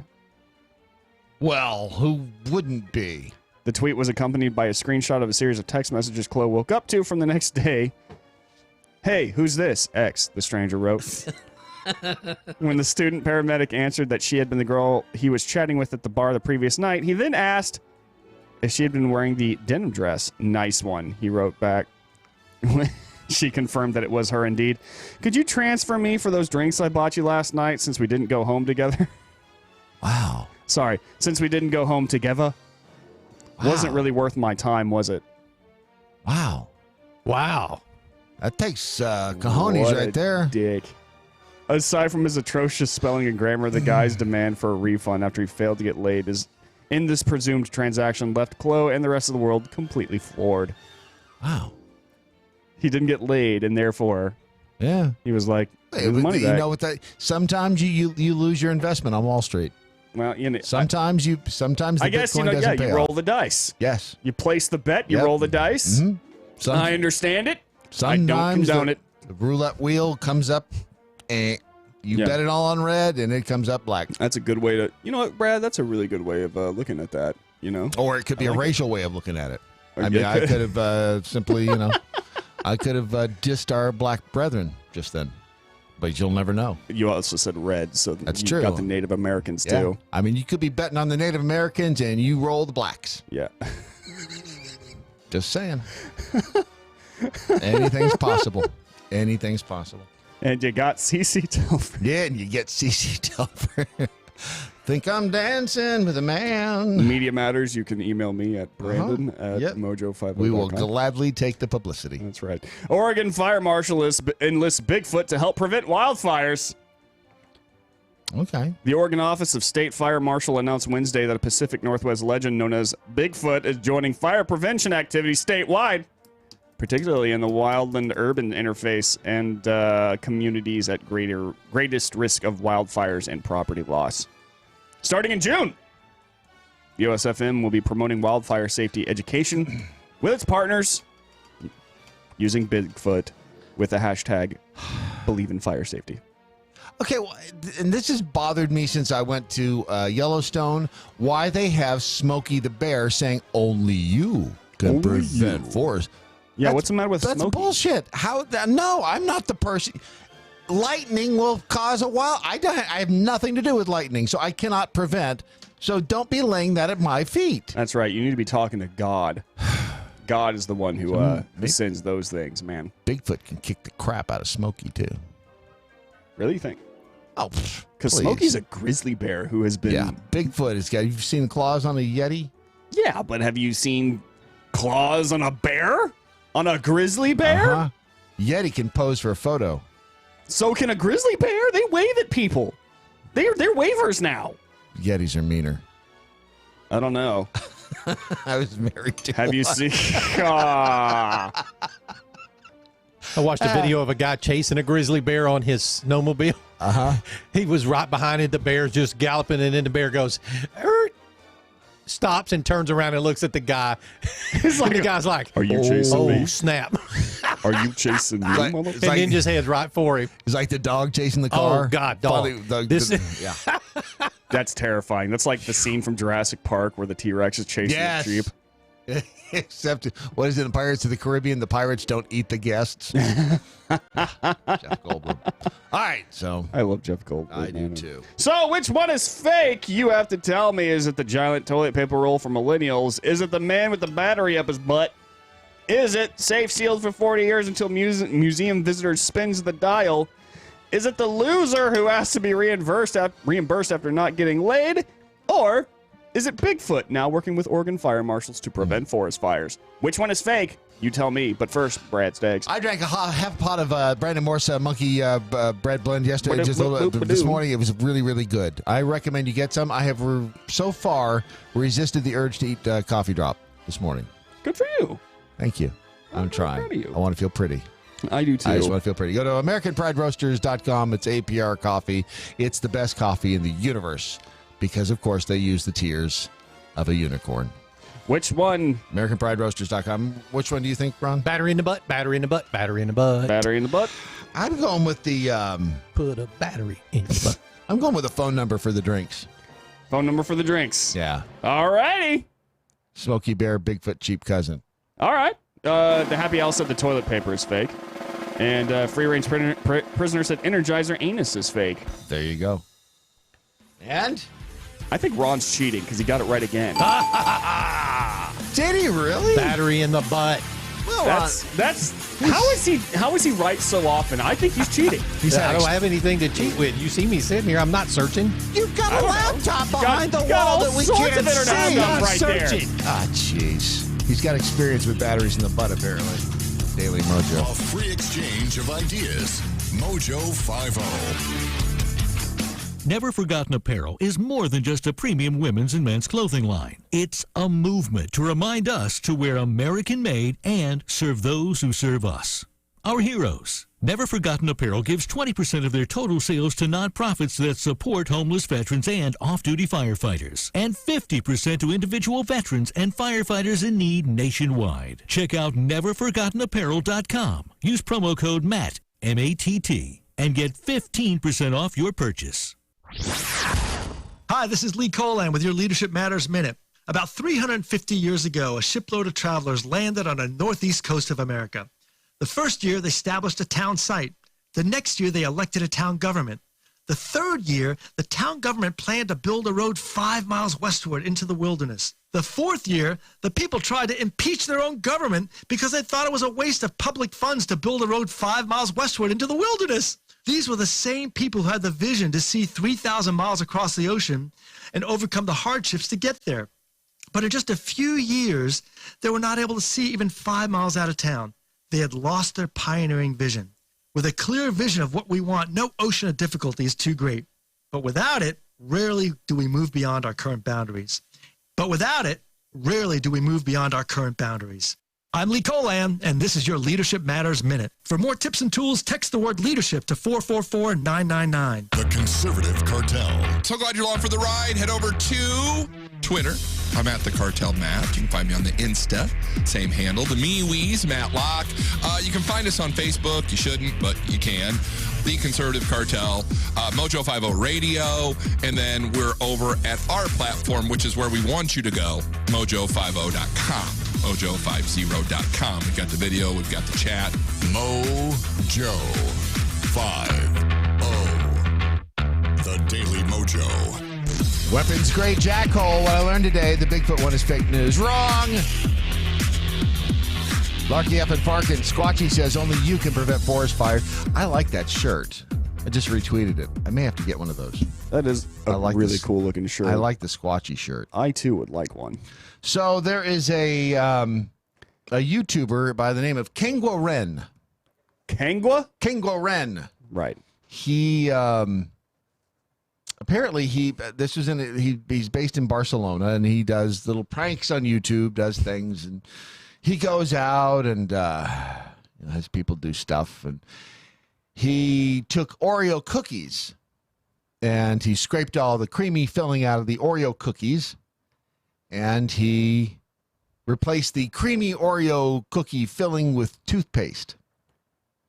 And then he handed them over to a homeless man, a 52-year-old homeless man. Oh, that's a dick move, man. By the name of George L. The homeless man ate the Oreos and the toothpaste. Foam began pouring from his mouth, they said.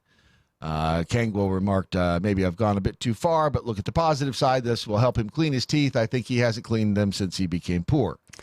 Okay, in his defense. Mm-hmm. Which who's? The YouTuber? The YouTuber. I get his point. Mm-hmm. I think it's not a bad idea. However, you could have just given the guy a toothbrush and some and some toothpaste and just said, "Hey, buddy, this is for you, for your hygiene." The cookie caused the homeless man to vomit. He later told the Spanish newspaper El País, or El País, that he'd never been treated so poorly while living on the street. They also, at the same time that he gave him the cookies, he also gave him like the equivalent of, I think, like a $20 bill. So he gave him $20 for his trouble? Yeah. Yes. Really, dude? Just 20? After that, I think he deserves a little bit more. He's already poor, bro. All right. So what do you think should happen to this kid? I mean, if they... whatever's coming at him right now is probably enough, to be honest with you. How about a 15-month prison sentence? Really? 15? No, come on. And he has been ordered to pay the homeless man more than $22,000 in moral damages. No, that's too much. That's way too much. Is it? Okay, look. Yes, it is way too much. That is not a punishment that befits the crime. Was what he did a dick move? Yes, it absolutely was. Absolutely was. The homeless man deserves to have some money. Perhaps a GoFundMe started for him. However, I do not think that 15 months, you said, in prison. 15 months. Most likely it will be appealed. Whether he ends up spending all that time is going to be, that will remain to be seen. But yeah, the $22,000 US dollars for moral damages, the 15-month prison sentence. Let's say the YouTuber had handed the guy, put I don't know, turpentine. Right, that would be turpentine, because that would be attempted murder. Okay, what if it was something like I don't know, ghost pepper? That would also be actually harmful, though. That's like pain. That makes pain. Okay. Like a lot of it. So yeah, that would be different. I still wouldn't say 15 months in prison. Okay. It would, I think, technically be. Wouldn't that count as something like assault? I think. You would think. No. No, it wouldn't. No. No. The guy ate an Oreo with toothpaste in it. Are you kidding me? Come on. He probably needed the fresh breath. No, I'm talking about the ghost pepper thing. Oh, the ghost pepper. Would that technically be assault? No. It wouldn't? No. Okay. Well, I think if you eat too much ghost pepper, I think you can die. Okay. Yeah, well, that's true because your body reaction would actually be. But is the guy not looking at the Oreo? He's a homeless guy. I mean, the guy was He happy. doesn't have eyes? He was but I mean, he's hungry. Sitting there, he's hungry. So somebody hands you a cookie. Are you going to look the gift horse in the mouth? I would look at the cookie. Any stranger that gives me something and says, "Here, put this in your mouth." Remember though that the kid scraped the and put toothpaste in there. So to the guy, it's going to look like an Oreo cookie. Yeah, it probably looked just like that. But that said, I still think that maybe you're. At best, maybe he should have gotten like a couple days. Okay, in prison, 15 months and $22,000 worth. No of way. payment. The guy shouldn't even have charges pressed against him. If anything at all, Yeah. buy the homeless man a fresh package of Oreos and send him on his way. Good God, man, really? Well, let me throw this wrinkle in. According to the U.S. Laboratory of Medicine, if you happen to swallow a whole bunch of toothpaste that doesn't contain fluoride, you'll survive, but you might develop a wicked stomachache.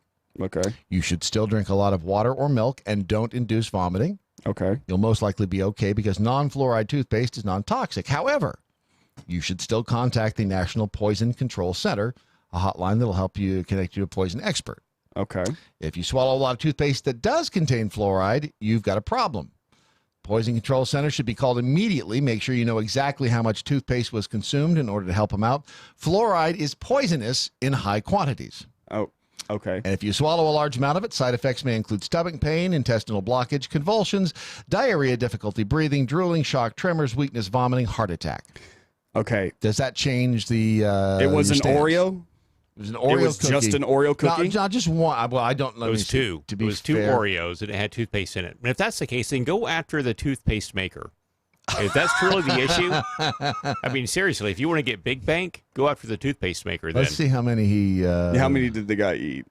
How It many? doesn't did say- he, it says well, let's say cookies. this: How many did he eat? How many did he offer him to eat? He offered him. It does not say how many. It says cookies, plural, but it does say the whole.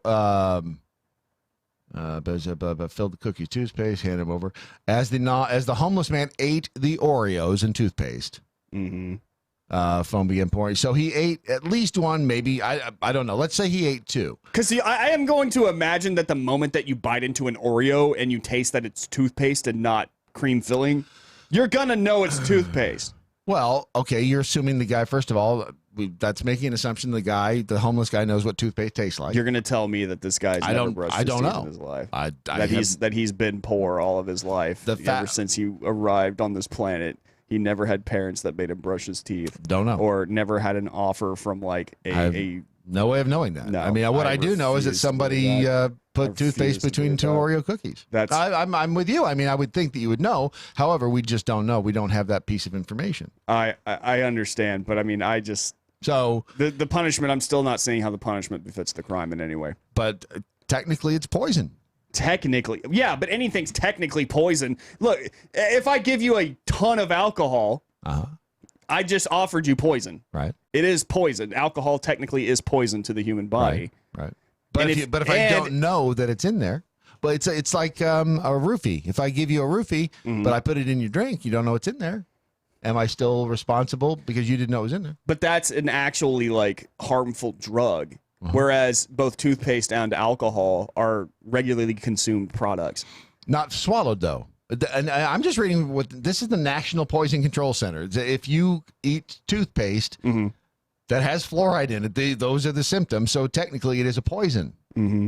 If you eat it, it is not designed. I mean, you're not. It's a. I don't know.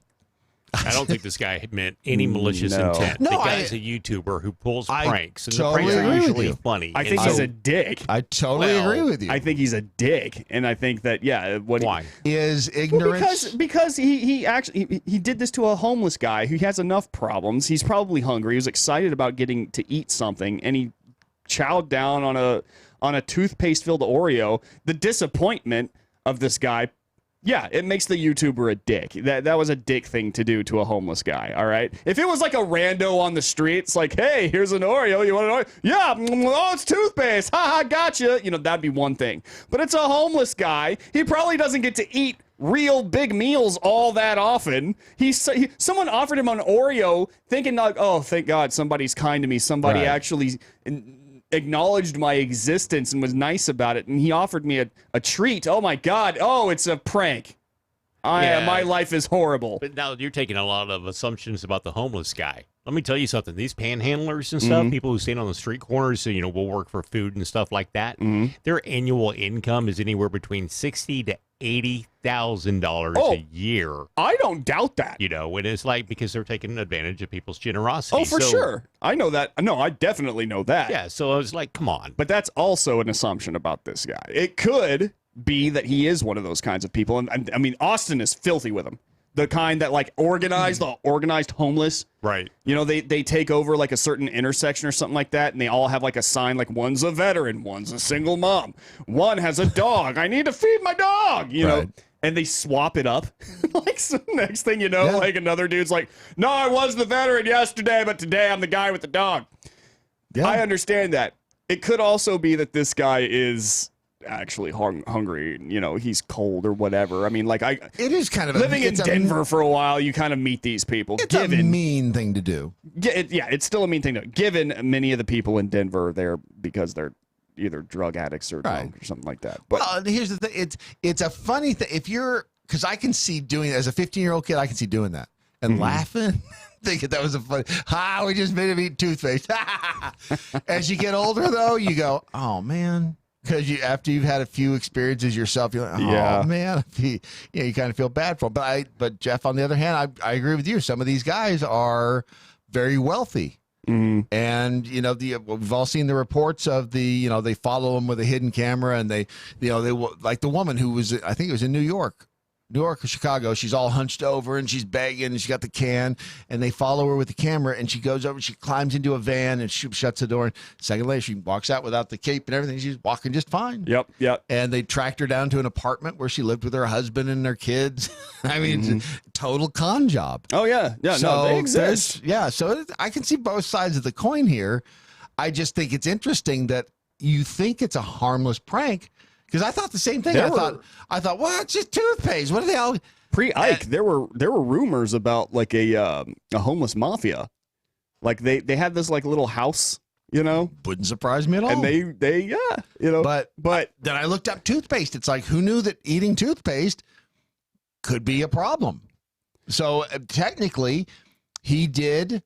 That is assault with, I guess, potentially. Would that be considered a deadly? Would that be poison? I still think it's poison. Still too much. Look again. Anything is poison in too much dose. All right, but I think that maybe. But much like the show. Exactly. Thank you. Hey, wow, you said something funny for a change. That's weird. Why by Friday I'm like, fudge.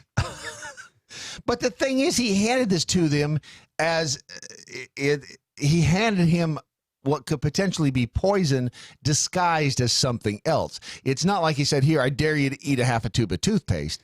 He gave him what the guy thought was a cookie. Yeah, but I mean... which you're right is a dick move, but you don't think it rises to the level of assault? No, I think it's just a bad prank. I think that the guy pretty much bit down and knew that what he had was not, cream filling from the very beginning.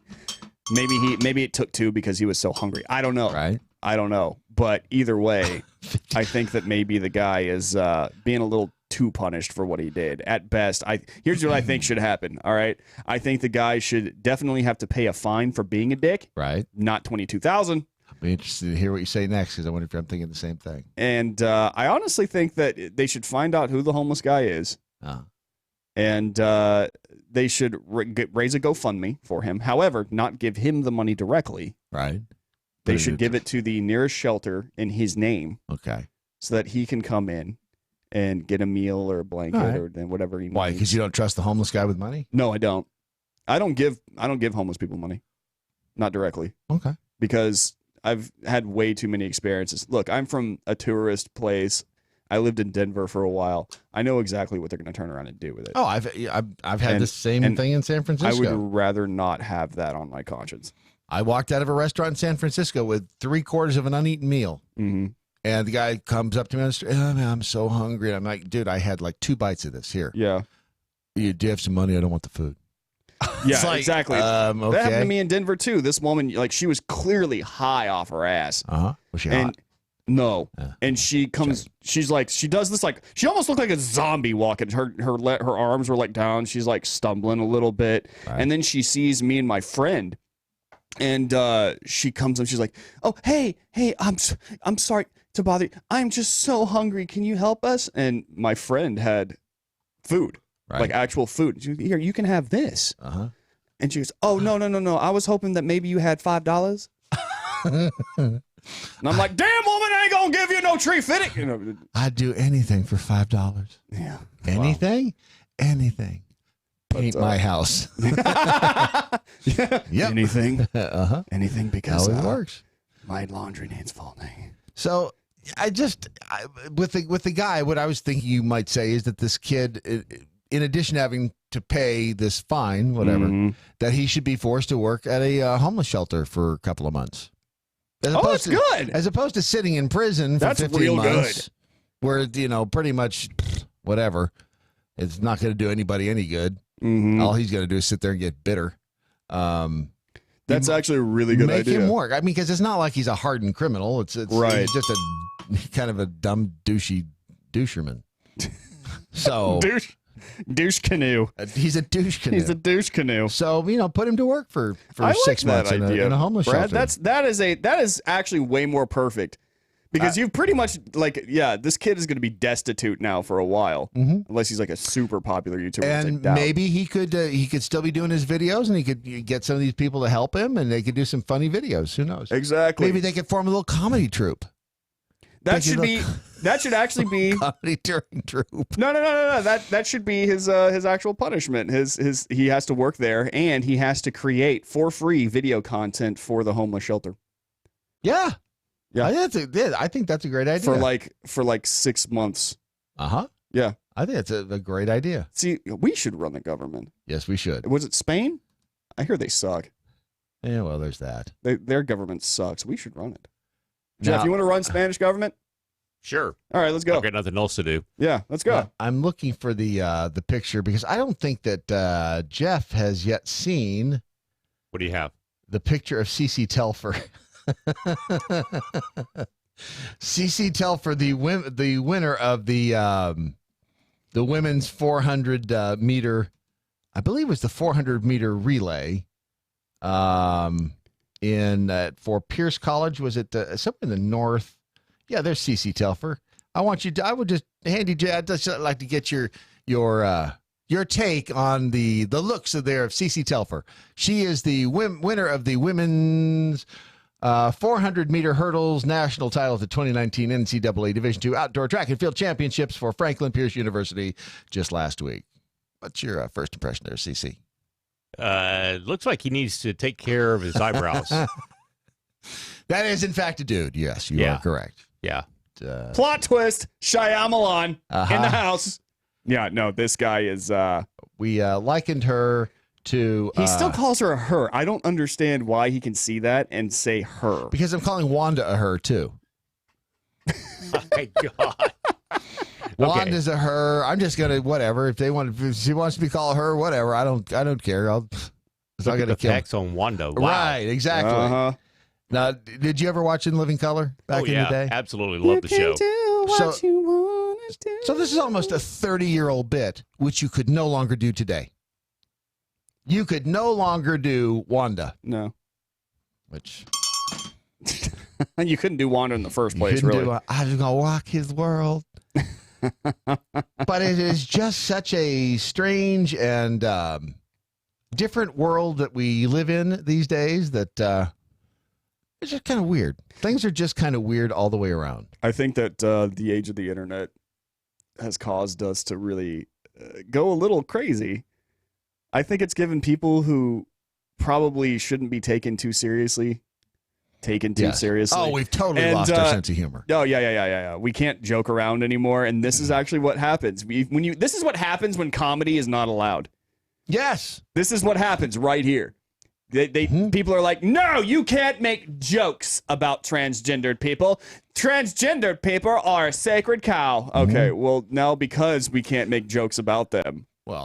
Now because we can't, shine light on the transgender movement through the use of humor. I'm not sure I would make a joke about Cece because Cece looks like he'd kick your ass. Oh, he probably could absolutely kick my ass. Yeah, in a run for sure. Yes. Yep.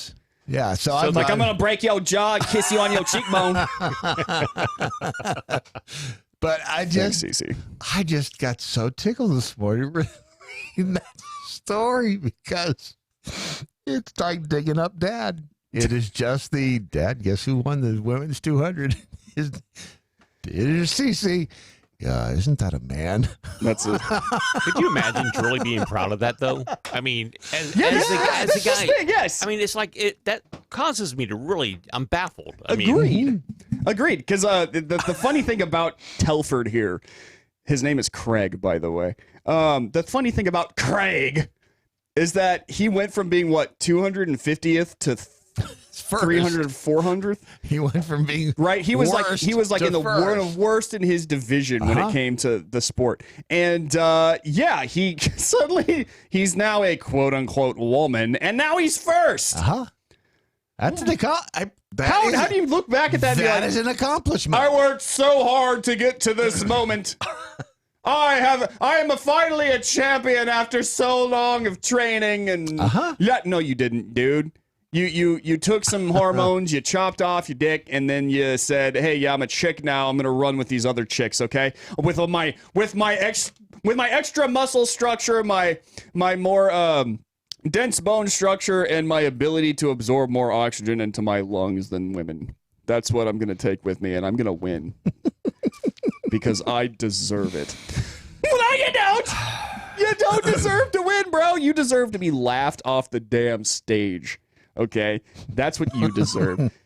Get out of here with that nonsense. By the way, if you and I forgot to mention this yesterday, but the Doc Thompson stuff collection is at least the first few items are up on eBay. If you just do a little search for Doc Thompson stuff, you will find several of us. I think there's a hoodie, there's a T-shirt, there's a hat, there's a jacket, and they all start at $20, same as downtown. So you can actually make a bid on those and possibly walk away with the Doc Thompson stuff. And we're doing this because if the people who didn't get to come to the MoJo Con, because we had a lot of his stuff here on sale, so you could buy it here. So if you didn't get to come to the MoJo Con, you can now go to eBay, just do a search for Doc Thompson stuff, and you will see it right there on eBay. And you can buy it. You can put your bid in because I think the first round ends Friday night. So get all liquored up and then start bidding on eBay. I think this is one of the craziest things. I do. You're taking Doc Thompson's stuff and just throwing it out there on eBay. And, absolutely. Yeah. I mean. Absolutely. What else would I be doing? I mean, gotta get. If it's worth something, it's worth something. I mean, it's not. If people want it, it's theirs. Yeah. $20. Doesn't mean it's not crazy. Crazy good. Crazy. Speaking of crazy, I would want people to do that with my stuff. What else are you going to do with it? Yeah, sell it off. Yeah, I'm not using it now. Doc hasn't worn that shirt months. I'll probably never wear it again. Yeah. Probably, I say. I mean, there might come a time when zombies are a thing, and could be. I might see the shirt and be like, "Oh, fashion," and then yeah.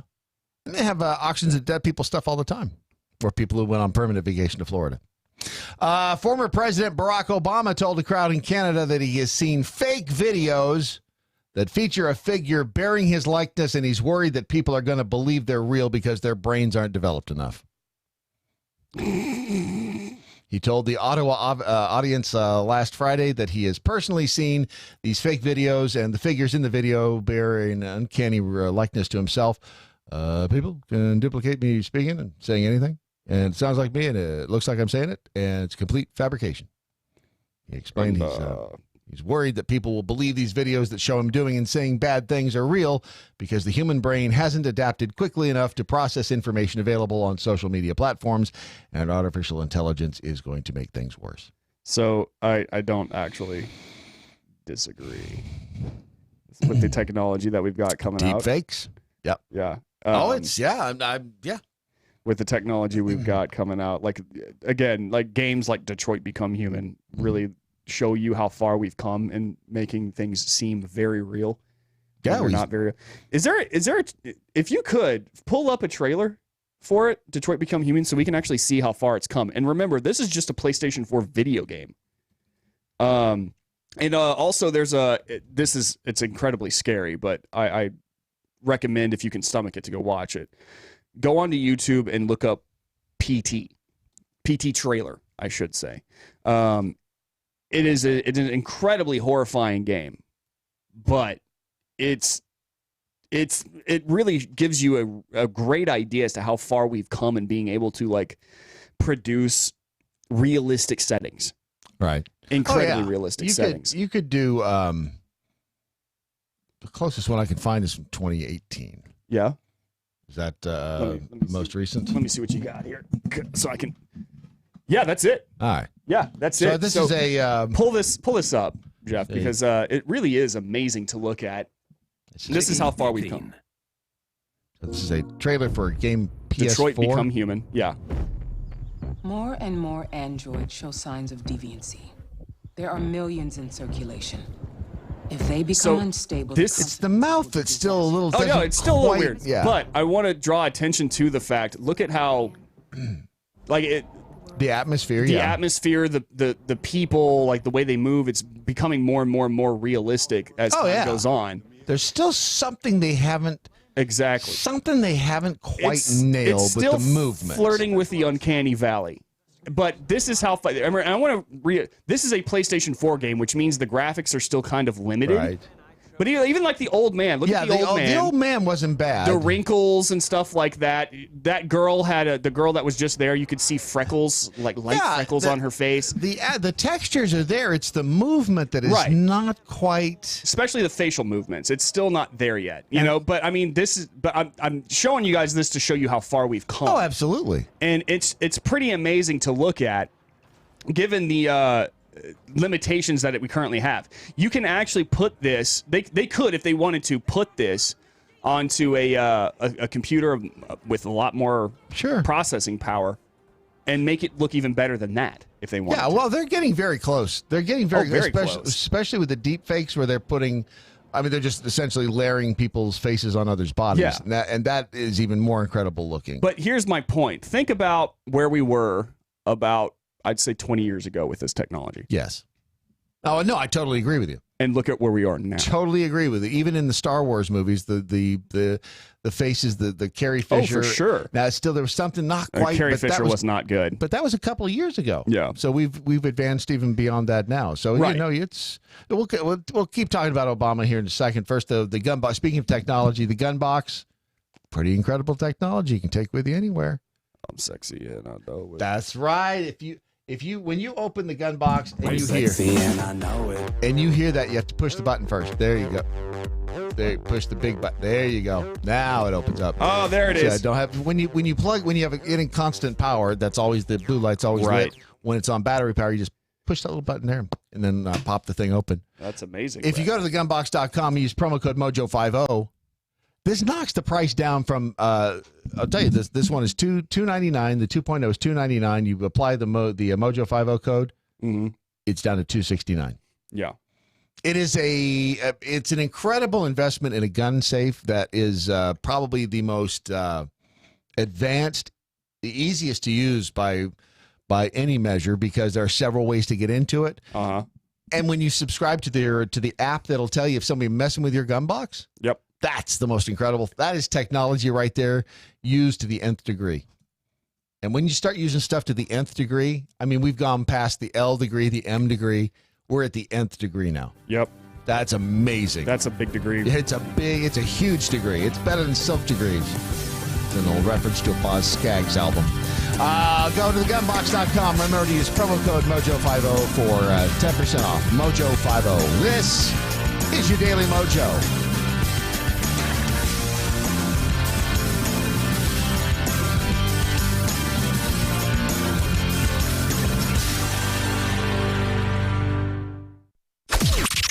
This is the seditious, rabble-rousing, liberty-loving, home of fun, entertaining, and compelling talk.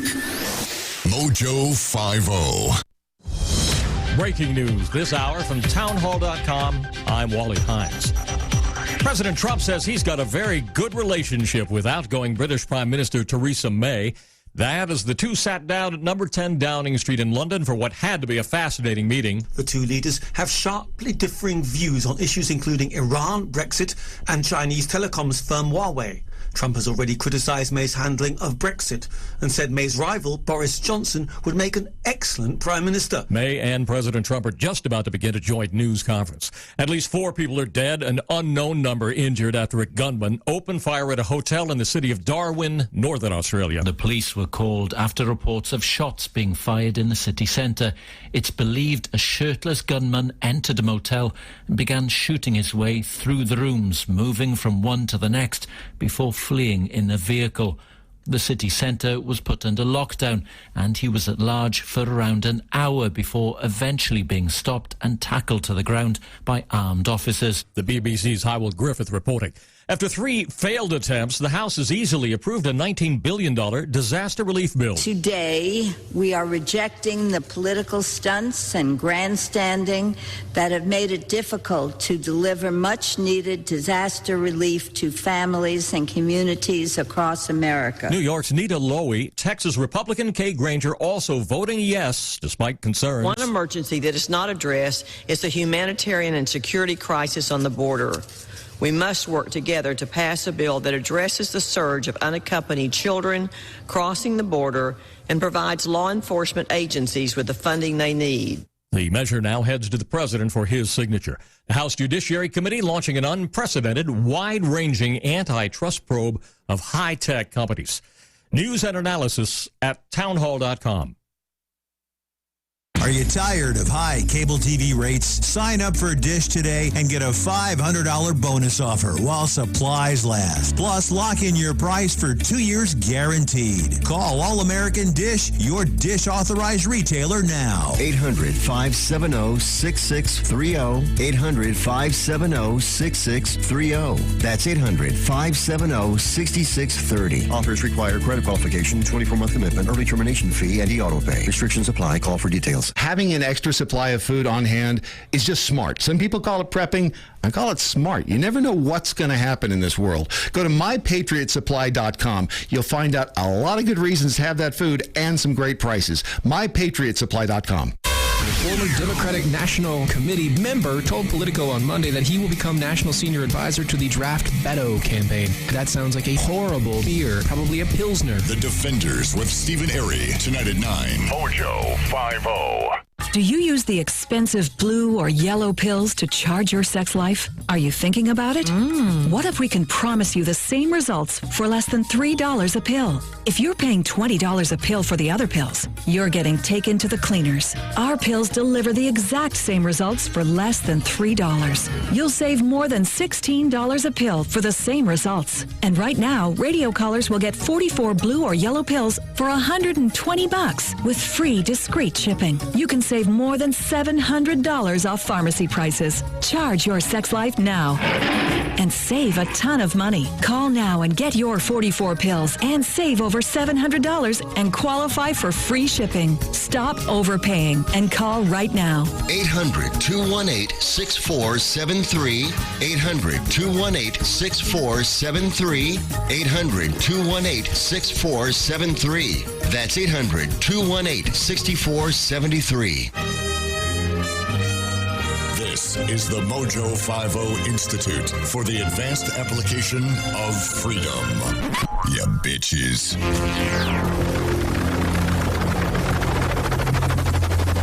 The mothership has landed. Saddle effing tramp. Just tweeted with the hashtag, well, I learned today, CC shows men are better at everything, including being a woman. It's not wrong. It's funny. I actually wrote an article on Red State not long ago, and I just sent it to Satellite Big Tramp. And essentially, yeah, no matter what happens, like if men get involved in something that women are supposed to have for themselves, men win it. Remember when we even won Woman of the Year award one time? That's right. Because of Bruce Jenner. Yep. So Just we were saying, ladies. We were talking about the admit the superiority of men. That's all I'm saying. That's all I'm saying. And we'll take our foot off your throat. We were just talking about President Obama being concerned that people aren't advanced enough in their intellectual prowess to be able to differentiate fake videos from the real ones, and he's concerned that there are fake videos out there that show him in less than what he would consider a positive light. And he was explaining that to an audience in Ottawa, Canada. So we found one of the fake videos, and well, here it is. Less than a week since the deadliest mass shooting in American history. And foremost in all of our minds has been the loss and the grief felt by the people of Orlando. It is pretty bizarre that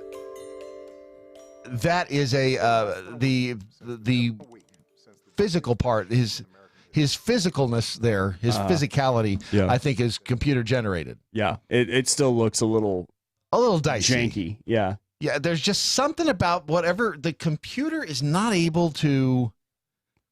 I don't know what it is, because I think it's unable to calculate correctly, at least at this time, the chaotic nature of human muscle.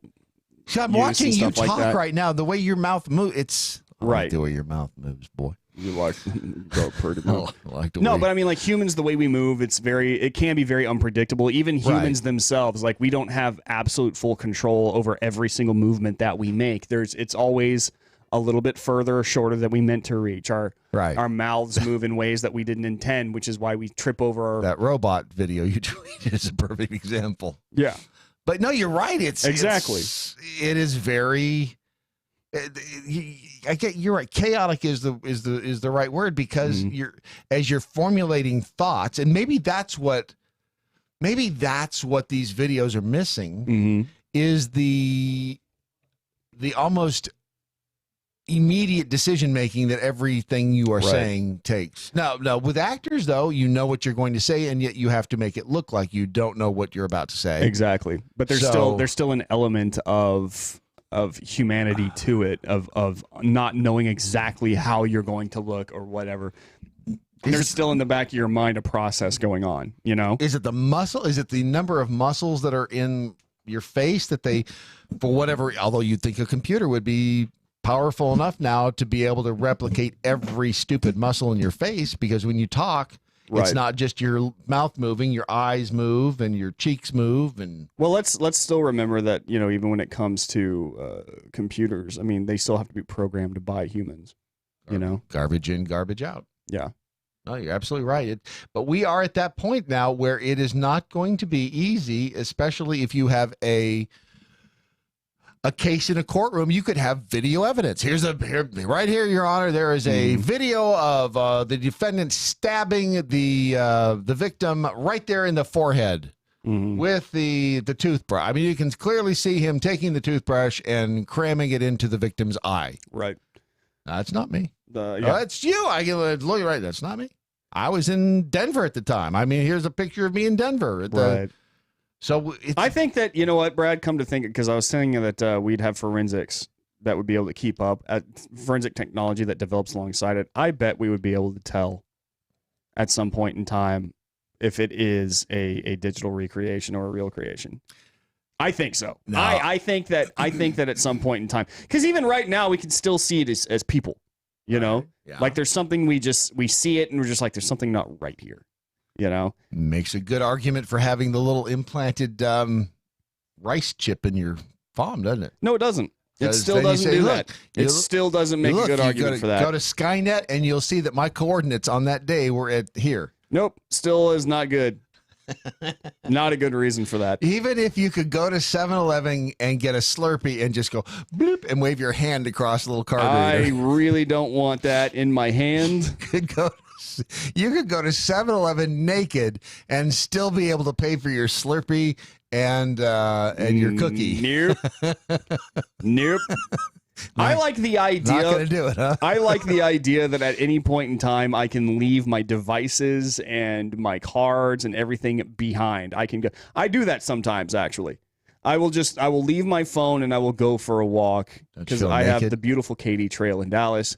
And no, I don't feel naked. Actually, I feel relieved. My stress goes down a little bit because no one can reach me.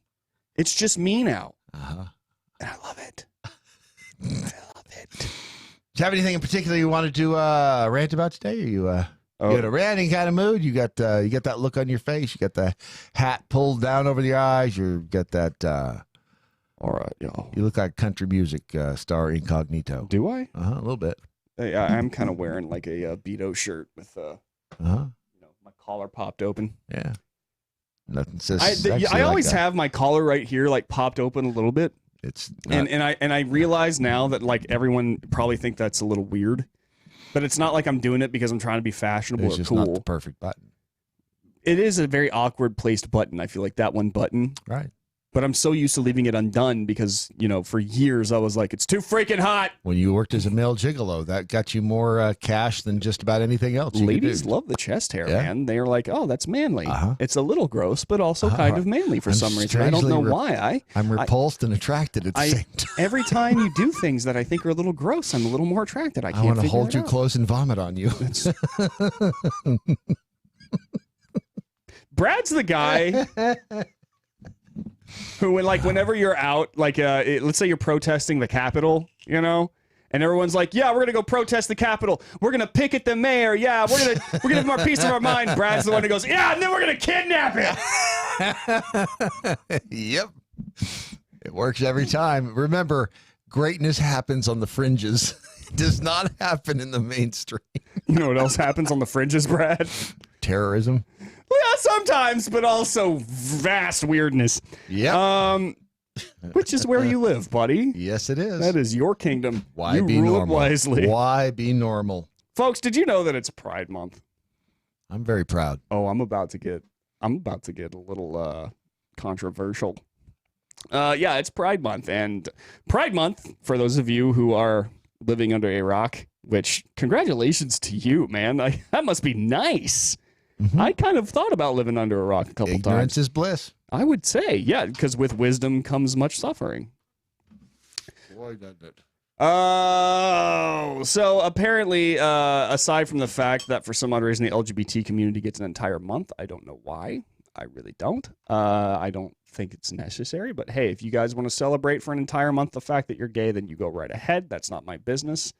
I'm just asking, how come there's not like a Christian month? Or maybe a white people month? I don't know. There's a Black History Month. Why not a White History Month? We do have Christmas and Easter, but that's not a month. That's true. That's a day. That's true. You celebrate the idea of Christmas, but not Christmas as a Christian holiday. It's that hold on wonderful time of the year. It's about time for the stores to start putting out the Christmas displays. Oh, yeah, it is now. So we're getting 6 months of Christmas whether we want it or not. Oh, my God. They have ruined Christmas. They have ruined Christmas. October comes around. You're like, oh, yeah, Halloween's coming up. It's going to be awesome. You're like, it's the most wonderful time of the year. Halloween, like, no! It starts in August now. Oh. Are we just slowly moving everything back? Is that what's happening? Pretty much. November? It's going to start in February. You know what? I wouldn't mind that a little bit. I wouldn't mind because think about it. You have all these holidays lined up one in a row. You have to be with your family for 2 months straight. Ugh. Does anybody really want that? No. Nobody. Let me think about that for a second. No. The responsibility, and you got to buy gifts for your entire. And if you miss somebody and hurt their feelings, you feel like a dick for the rest of the year. They hold it against you. Yep. That's what Christmas has become. Christmas has become a stressful time of the... I'm going to rant about that instead. Go for it. I'm actually not. I want to rant. I just feel like do it. Like Christmas was one of those things when I was a kid that was like the best time of the year, man. Like it was exciting, not just because you got presents, but because like there was energy in the air, man. There was feeling of goodness and hope, and it was cold. You're bundled up with your parents, and you're nice and cozy, and there's a fire, and you get to hang out with your cousins. And go to the library and hear the drag queens tell you stories. Get to the drag queen storybook time. Yes. It was the best. But then, like, you get older and you realize, oh, it's another corporate holiday. It's pretty much just Valentine's Day, but with Santa Claus painted over it instead of Cupid. Yeah, there's that. God, I sound like I'm sorry, folks. I don't mean to bash Christmas. It is a great time of the year still. I will say that. It's a great time of the year. It's a great time. Merry Christmas, kids. I actually really do enjoy hanging out with my family, believe it or not. I thought you were going to say hanging out with the kids. I really do enjoy hanging out with the kids. I love the kids. Love to go to the library. Really kids just kind of put on my wig and stuff my bra. You want a story? I'll tell you a story. Come here. Kid, let me tell you a story about life. Hey, where are your parents? Hey, I'm going to take Johnny out back for a minute. I can tell him a story. I was once a respected businessman and lost it all in the stock market. Now the only way I can get money is to put on a wig, put on some rouge, and talk to you kids about Johnny Appleseed. Wow, John. Life is pain, kid. Life is sacrifice and pain. When I was a kid, I had dreams of being an astronaut, veterinarian. At the same time, now look at me. I'm wearing a dress. You're going to be dead one day. I got glaucoma. I can't see a damn thing anymore. I smell like urine.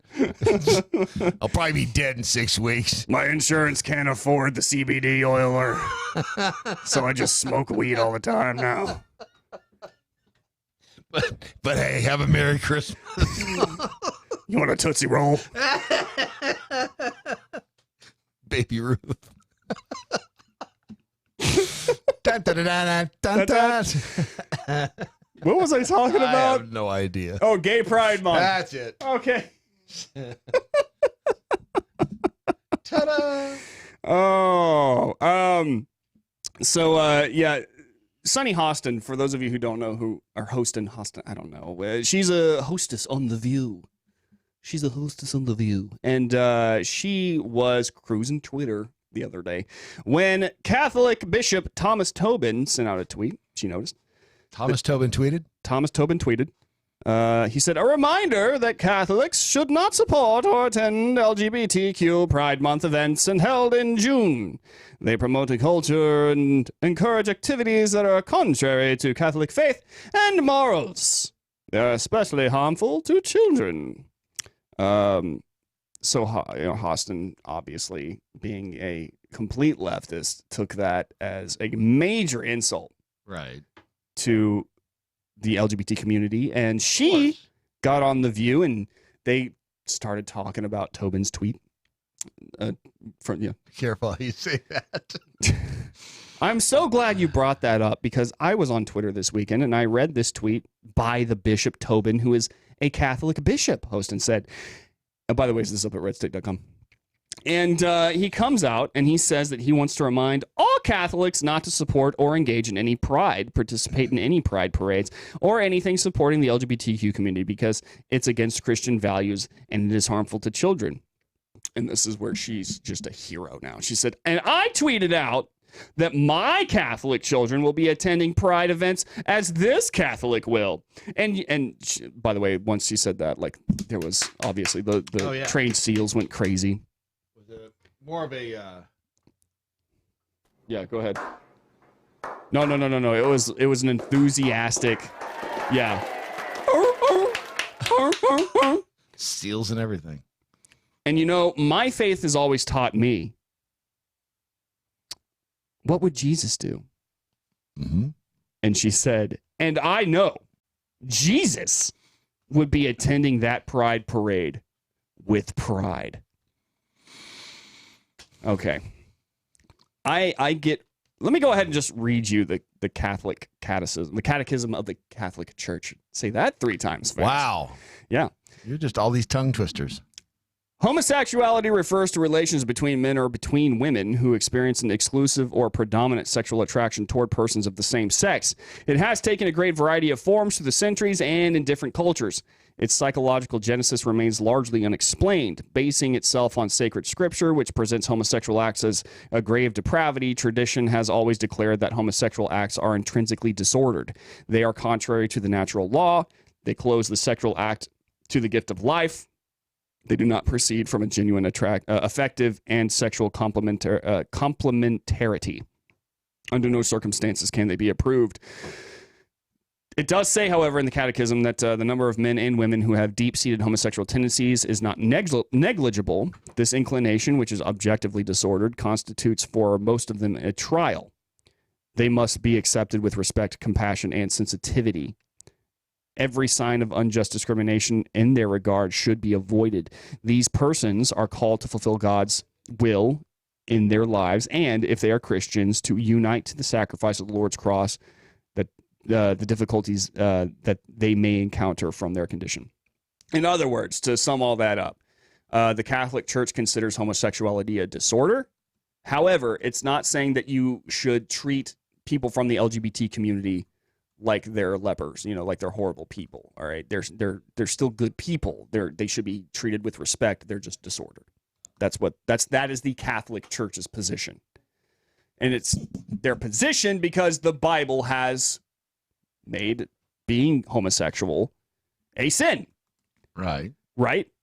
Super easy. It is not at all up for argument. It's pretty black and white. I get so tired of the left trying to create a God, a Christianity, or a Jesus that is somehow okay with their chosen cause or whatever, their causa libre. Mm-hmm. Okay, this happened not long ago with Alyssa Milano.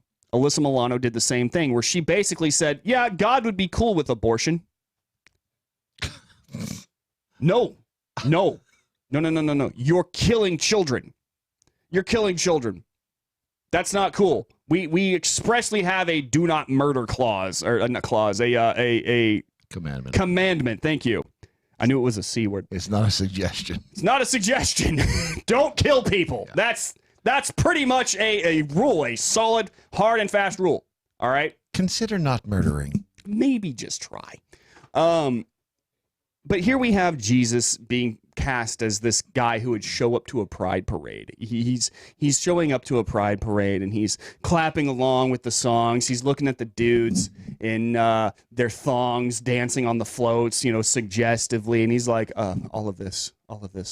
Yes. Blessings for you. Yes. No. Look, Jesus showed up to places where typically people wouldn't go. Places where people didn't, people were considered filthy and that kind of thing. All right, sinful. He showed up to those places, but he never went there as like a guy who's like, yeah, hey, whatever you're doing, it's great. It's great stuff. Jesus did have rules. All right, he had a moral code. It is the ultimate moral code, especially for Christians. If Jesus said it, that is what we believe. Hostin is essentially creating her own Jesus. She's creating her own brand of Catholicism. She's not being a Christian. Now, I'm not saying that, again, and just as the church says, it doesn't mean that you have to hate gay people. You can disagree without hate. All right? And that's okay. That is okay. But right now, I feel like we live in a society where you can't just simply disagree. You can't just say, no, I believe this is a sin. I'm not personally about it. You have to not only accept it, you have to celebrate it. It has to be like it's the same thing with the transgenderism. You can't just say, you know what, I don't agree with it. No, you can't say that. You have to celebrate it. You have to throw it parades. All right? They just want to ram it down your throat. Ring a ding. Yeah. And now they're saying that, oh, yeah, not only do you have to be okay with it, Jesus has to be okay with it. This is the Jesus that I believe in. This is the Jesus that I feel like he would show up and he would just be okay with all. No, he wouldn't. He would love you. That is true. He would love you, but he would try to talk you out of it. He would try to show you the ways of your sin. He would try to turn you away because he wants the best for you. He wants you to go to heaven with him. That's what he wants. He wouldn't show up to this gay pride parade, at the front of a parade. Okay, that's ridiculous. I do not know, and you were saying this earlier. Like it's become a really weird, crazy world. Yes, it has. What kind of world do we live in where someone goes, yeah, well, Jesus would totally be cool with that, and then everyone goes, yep, that's true. That's true. No. I will say, however, that the View audience did not applaud when she said Jesus would show up with pride. I will hand it to the View audience. They didn't applaud then. Well, he would show up with love. Oh, he would definitely show up with love, but not with pride. Right. That's what she said. He would show up with pride. Pride is one of the 7 deadly sins. I've seen the movie. Well done, Brad. Thank you. But yeah, and look, have you seen? By the way, the harmful thing to children. She did make the point that the Catholic Church is also harmful to children a little bit. I think that there have been instances. I'm not going to sit there and paint the entire Catholic Church throughout history as an organization like a pedophile ring. They have done far more good, especially with charity and all this stuff, than any other organization in history has. Who has? The Catholic Church. Okay. Like far and away. In fact, I mean, like if you look at charity totals from every group in the nation, the Catholic Church is pretty much like, I don't even know how to describe how far away they are, like leagues ahead. Like as far as C.C. Turner is from the rest of the pack of That's women? a good way of putting it, Brad. You're welcome. But look, I've seen clips from various pride parades, and I have seen what they celebrate and what they do there. By the way, I'm not putting this on every single gay or lesbian because I realize that many of you find it just as disgusting as I am. But there have been clips of like 8 to 11-year-old boys booty dancing in shorts and nothing else in the street. All right. This is the same activist community that supports Desmond is Amazing dancing at a gay bar at 2 a.m. while people throw money at him. When we were in New York a couple of years ago, the Pride Parade queued up right in front of the hotel. Uh-huh. That was the most entertaining 30 minutes of my life. Why? You name it. I mean, it was the attire for the Pride Parade was entertaining. Was it? Oh, it was entertaining. It was not. I don't get that. It was entertaining. Can I just say that? Look, let's switch gears for a second because this has always bugged the crap out of me. Why is it okay for grown men to just come out in like thongs that barely cover anything, and they're like wearing feathers or whatever, boas and stuff, their makeup, and they're just dancing suggestively on floats as they cruise by publicly? But if anybody else does that, they're gone. Like they're arrested. They're charged with like public indecency. I do not understand. Well, if all their parts are covered, it's no different than the women wearing the skimpy bikinis. If their parts are covered. Now, this is where we get in. This is where my discussion with the nipples came in. But I don't earlier. know, because my whole entire no. I don't think that's true. Because if let's say that you walk out, like a woman walks out in her underwear, and just starts dancing on a pole suggestively, and like she's waving her butt around and yada yada yada. Right. She would definitely gather a crowd. But that said, police would soon arrive to take her away. If it would be deemed lewd and lascivious conduct, but it technically is like lewd and lascivious conduct. If you're dancing suggestively nearly nude, again, you've got the bikini argument. Mm-hmm. So you're right. I mean, it's where do you draw the line? Who sets the standards, and where do you mark that line delineation that you can't cross? And I don't disagree with you because like I said, the most entertaining 30 minutes of my life when that parade was there was very little fabric. Yeah. Very little fabric covering a lot of things. And it was just like, I mean, I would never be caught dead in there. Yeah. Not with those shoes. But it's you're right. There is we'll continue this. Yeah, we're going to continue this conversation because I still have questions to ask. And we'll answer every damn one of them. They may not be the right answers, but they'll be answers. It's your Daily Mojo.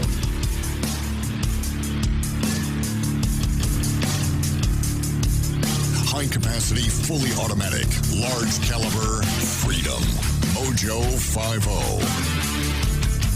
50. Immigration has been a hot button topic since Donald Trump became President Trump, and that's not stopping anytime soon. Late last week, the Trump administration began unveiling a plan to overhaul our legal immigration policies and move to a merit-based system.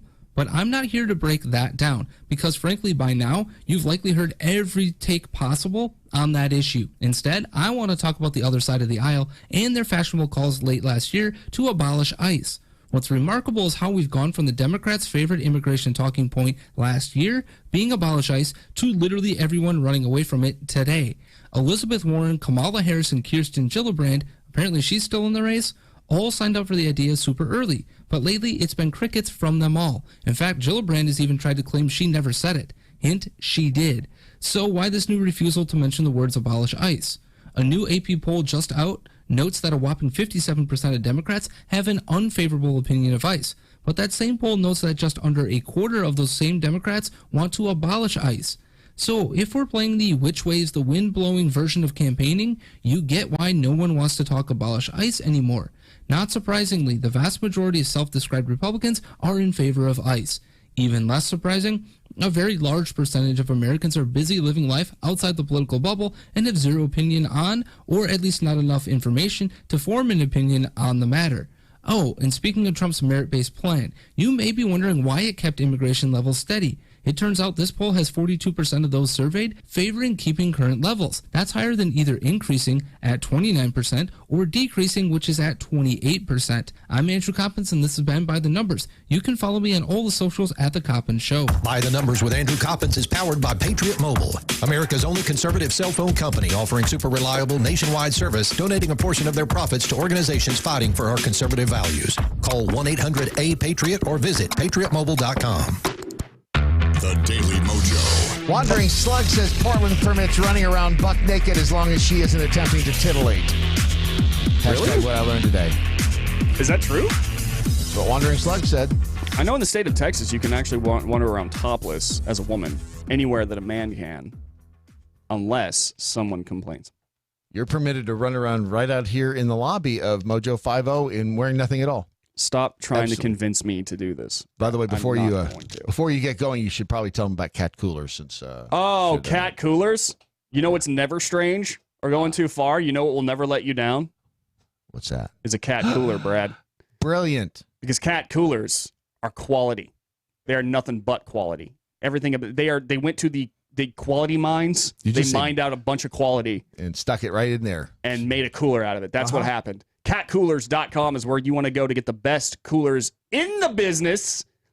Seriously, you can put ice in there. You close the lid, come back 3 or 4 days later, it's still ice. It's crazy. It is crazy how good that these cat coolers are at catcoolers.com. Also, right now, if you go there and you enter the promo code Brandon, you'll get 10% off of your cat cooler purchase. It's like magic. It is like magic.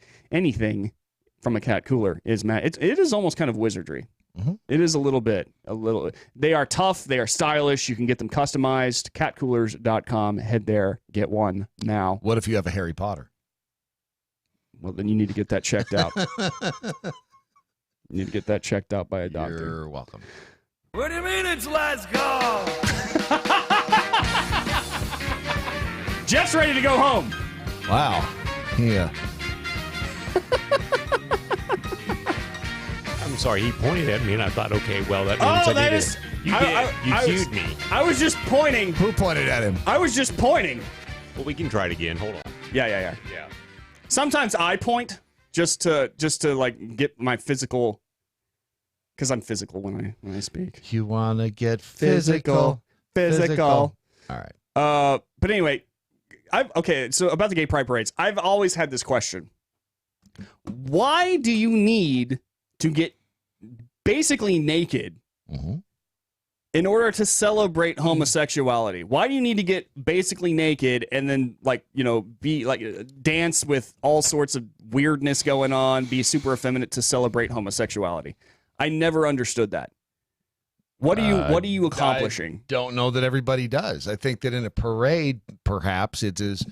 You could ask the same question of why do you have to dress up, in shamrocks and green makeup to celebrate in a St. Patrick's Day parade? But that's different because quite literally you're dressing up in what is the stereotypical leprechaun fashion, but you're not like dancing like you're having sex with someone at the time, and it's not lewd or lascivious. You haven't seen me dance. You haven't seen me dance with a leprechaun. You haven't lived until you see me dance. So weird. Huh? So weird, bro. But yeah, I just it doesn't make sense to me. It makes absolutely no sense to me that this is a thing that happens. If you are gay, are you constantly walking around like just swinging your hips, like thrusting your hips everywhere? And I don't get it. I don't get it. What is it? What does Only it have if you're to do? doing the time warp. What does it have to do? If they were celebrating something like, hey, it's Porn Pride Month. All right.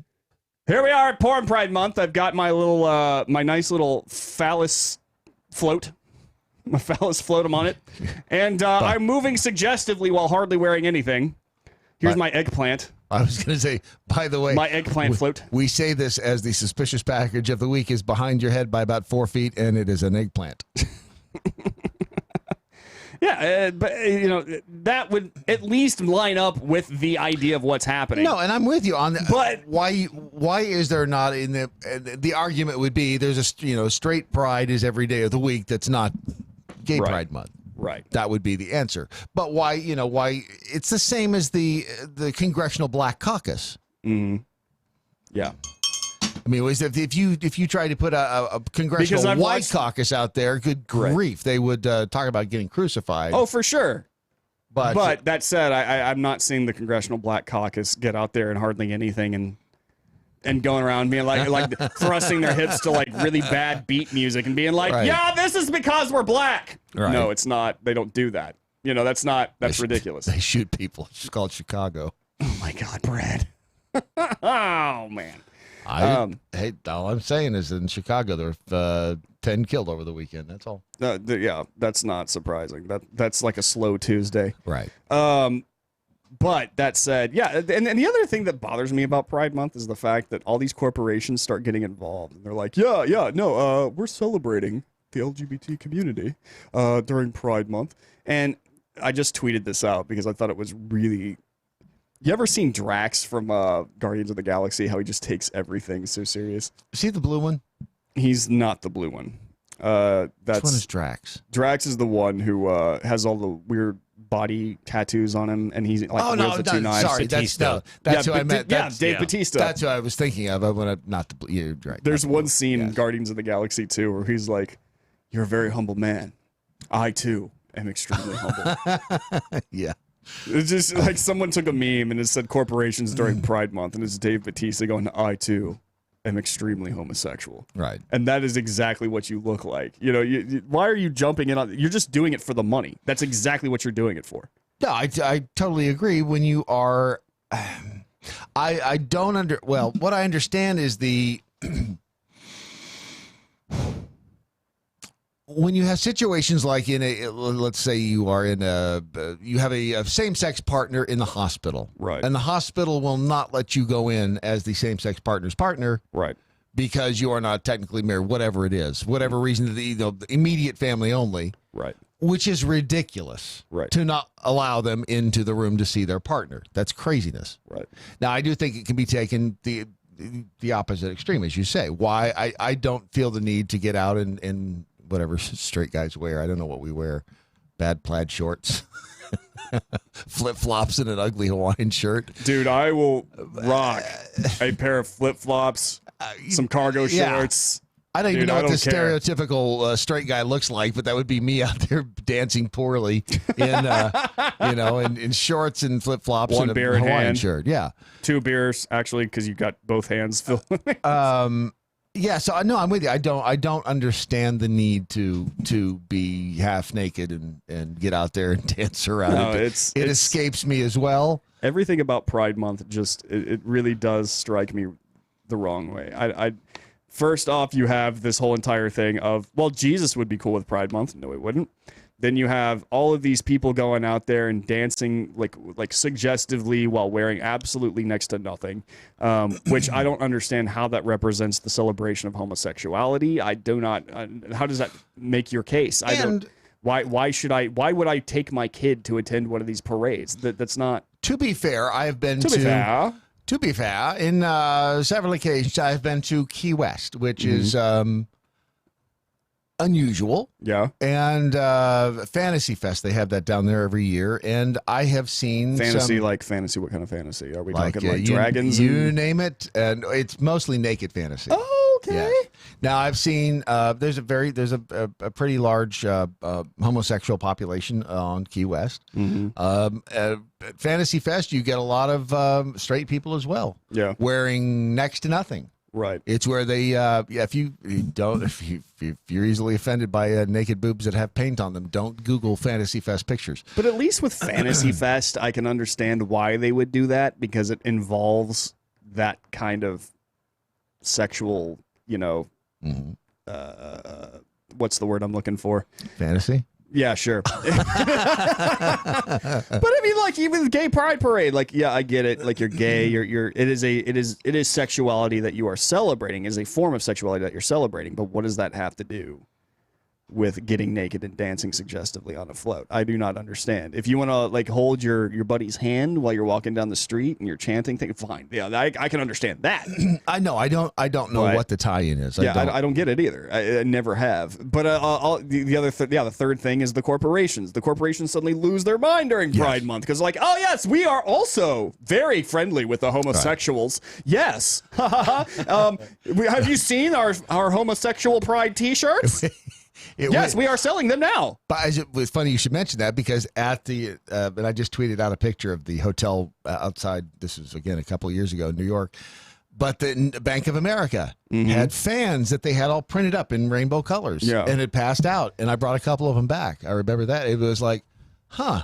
Yeah.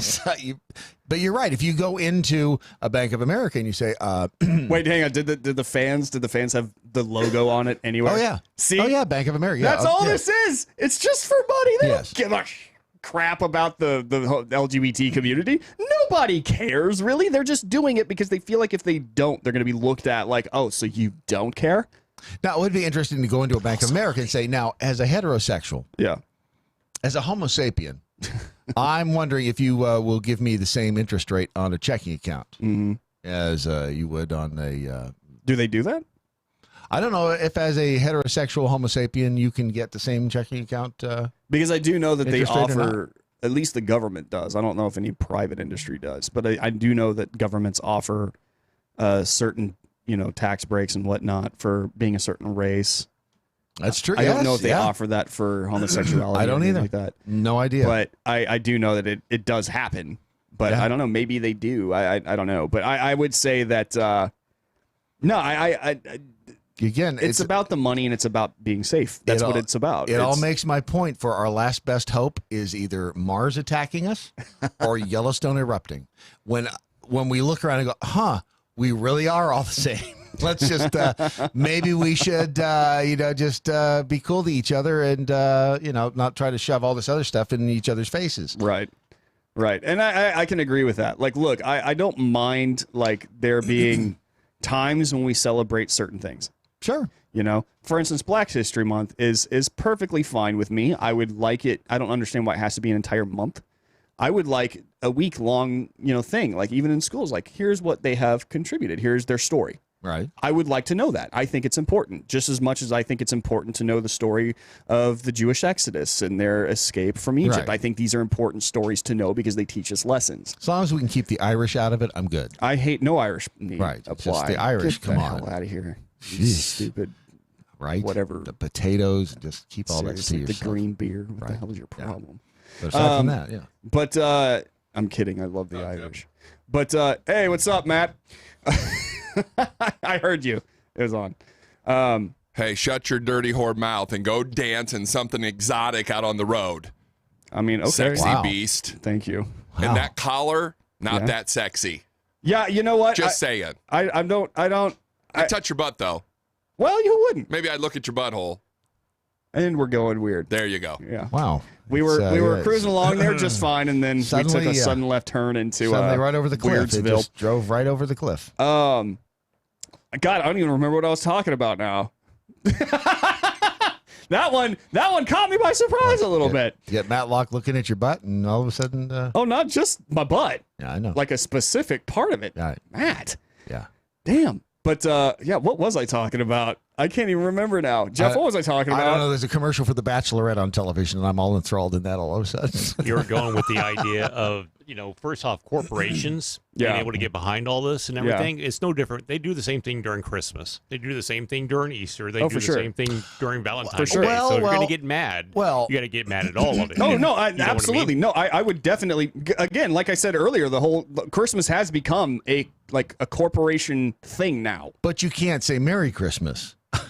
You can go with the whole presents and glitter balls and all of that, but you can't say Merry Christmas. It's Happy Holidays. Well, although that is Merry Christmas. That is swinging back the other way a little bit, I think now. But no, you're right. I mean, if you're going to go after the Pride month, then you got to go after the Christmas and everything else. Yeah, and I'm perfectly fine with that, actually. I mean, think about it. Jeff made a good point, which is really kind of strange because usually, wow. I mean, look at it. Yeah. Wow. So you guys know the holiday, the Day of the Dead. Mm-hmm. Okay. Well, so my kid was in grade school. They did this week-long thing for the Day of the Dead. So we attended and watched it, and I mean, it was really well done. But afterwards, I found the principal of the school, and I said, okay, so we're celebrating Day of the Dead. Now, are we going to show the same type of respect and give a week-long celebration towards Christmas? Mm-hmm. And her response is, we no longer call it Christmas, we call it winter holiday. And I'm like, okay, I don't care what you're calling it, but are we going to have the same type of celebration? Right. And she goes, I'll have to get back with you. And of course, she never did. So I followed up, and then, here's the thing. I went to the school board, I did all this stuff, and I just simply asked the question, just like I'm asking now. If we're going to celebrate these things, and we're going to introduce them to our kids, right? Then why are we negating? And I realize I'm opening up a can of worms, right? If you're going to celebrate Christmas and talk about Christmas, then you're going to have to do the same thing for everything. Everybody, yeah. And I don't mind that. I don't. Right. But what I mind is when you start excluding things. And Exactly. it's like, we didn't have to go to the Day of the Dead celebration. We could have said, no, let's go to the movie instead. Mm-hmm. We don't celebrate Halloween. The night of Halloween, we go to the movies instead. Right. Because that's just what we do. Right. So it's a matter of whether we want to choose to be a part of it or not. And that's really what it boils down to. Right. But don't exclude stuff just because you're not a fan of it. Exactly. And you know what? I'm all about corporations excluding every celebration, to be honest with you. I don't want them getting involved unless you are actually selling products specifically related. Like if you're Hobby Lobby, you're selling Christmas decorations, celebrate the fact that you're selling Christmas decorations. Are you having a sale for Christmas? That's fine, Target, yada, yada, yada. I get that part of it. But what bothers me is the fact that, like you just pointed out, we celebrate certain holidays, and the holidays that we do celebrate that are typically related to Christmas or Christianity, like God and stuff like, are taken out.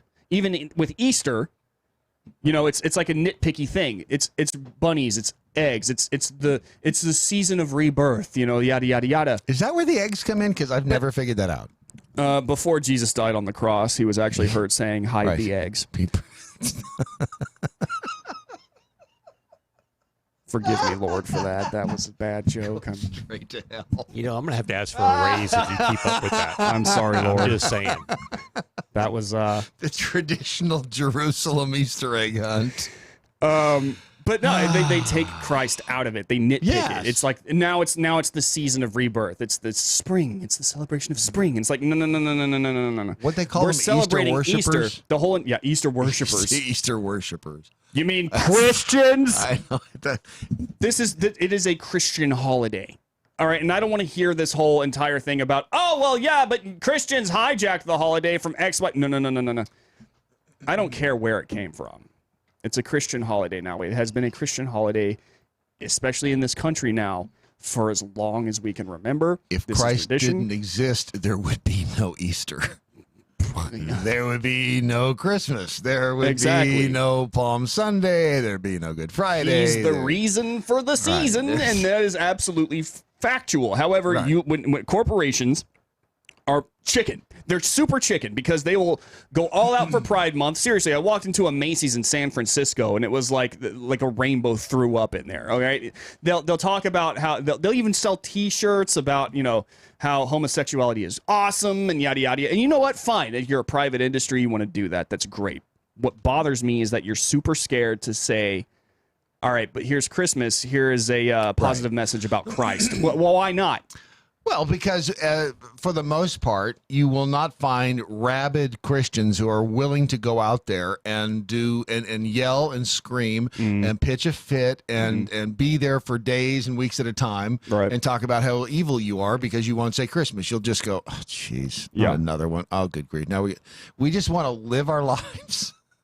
Live our lives and not have all this other stuff crammed down our throat. And you're right. It's not about these corporations aren't all concerned about your inner self-worth and your inner well-being and your moral character or any of that. They are concerned with how much you are willing to slap down on the credit card inside their four walls. Exactly. And that's what it really boils down to. That's all that it's about. That's really all it boils down to is the fact that they're willing to say, they're scared of the LGBT community, and a lot of people are. I mean, even think about it. Not long ago, I covered the fact that there are scientists right now who would like to study the effects of transgender surgery, but they can't.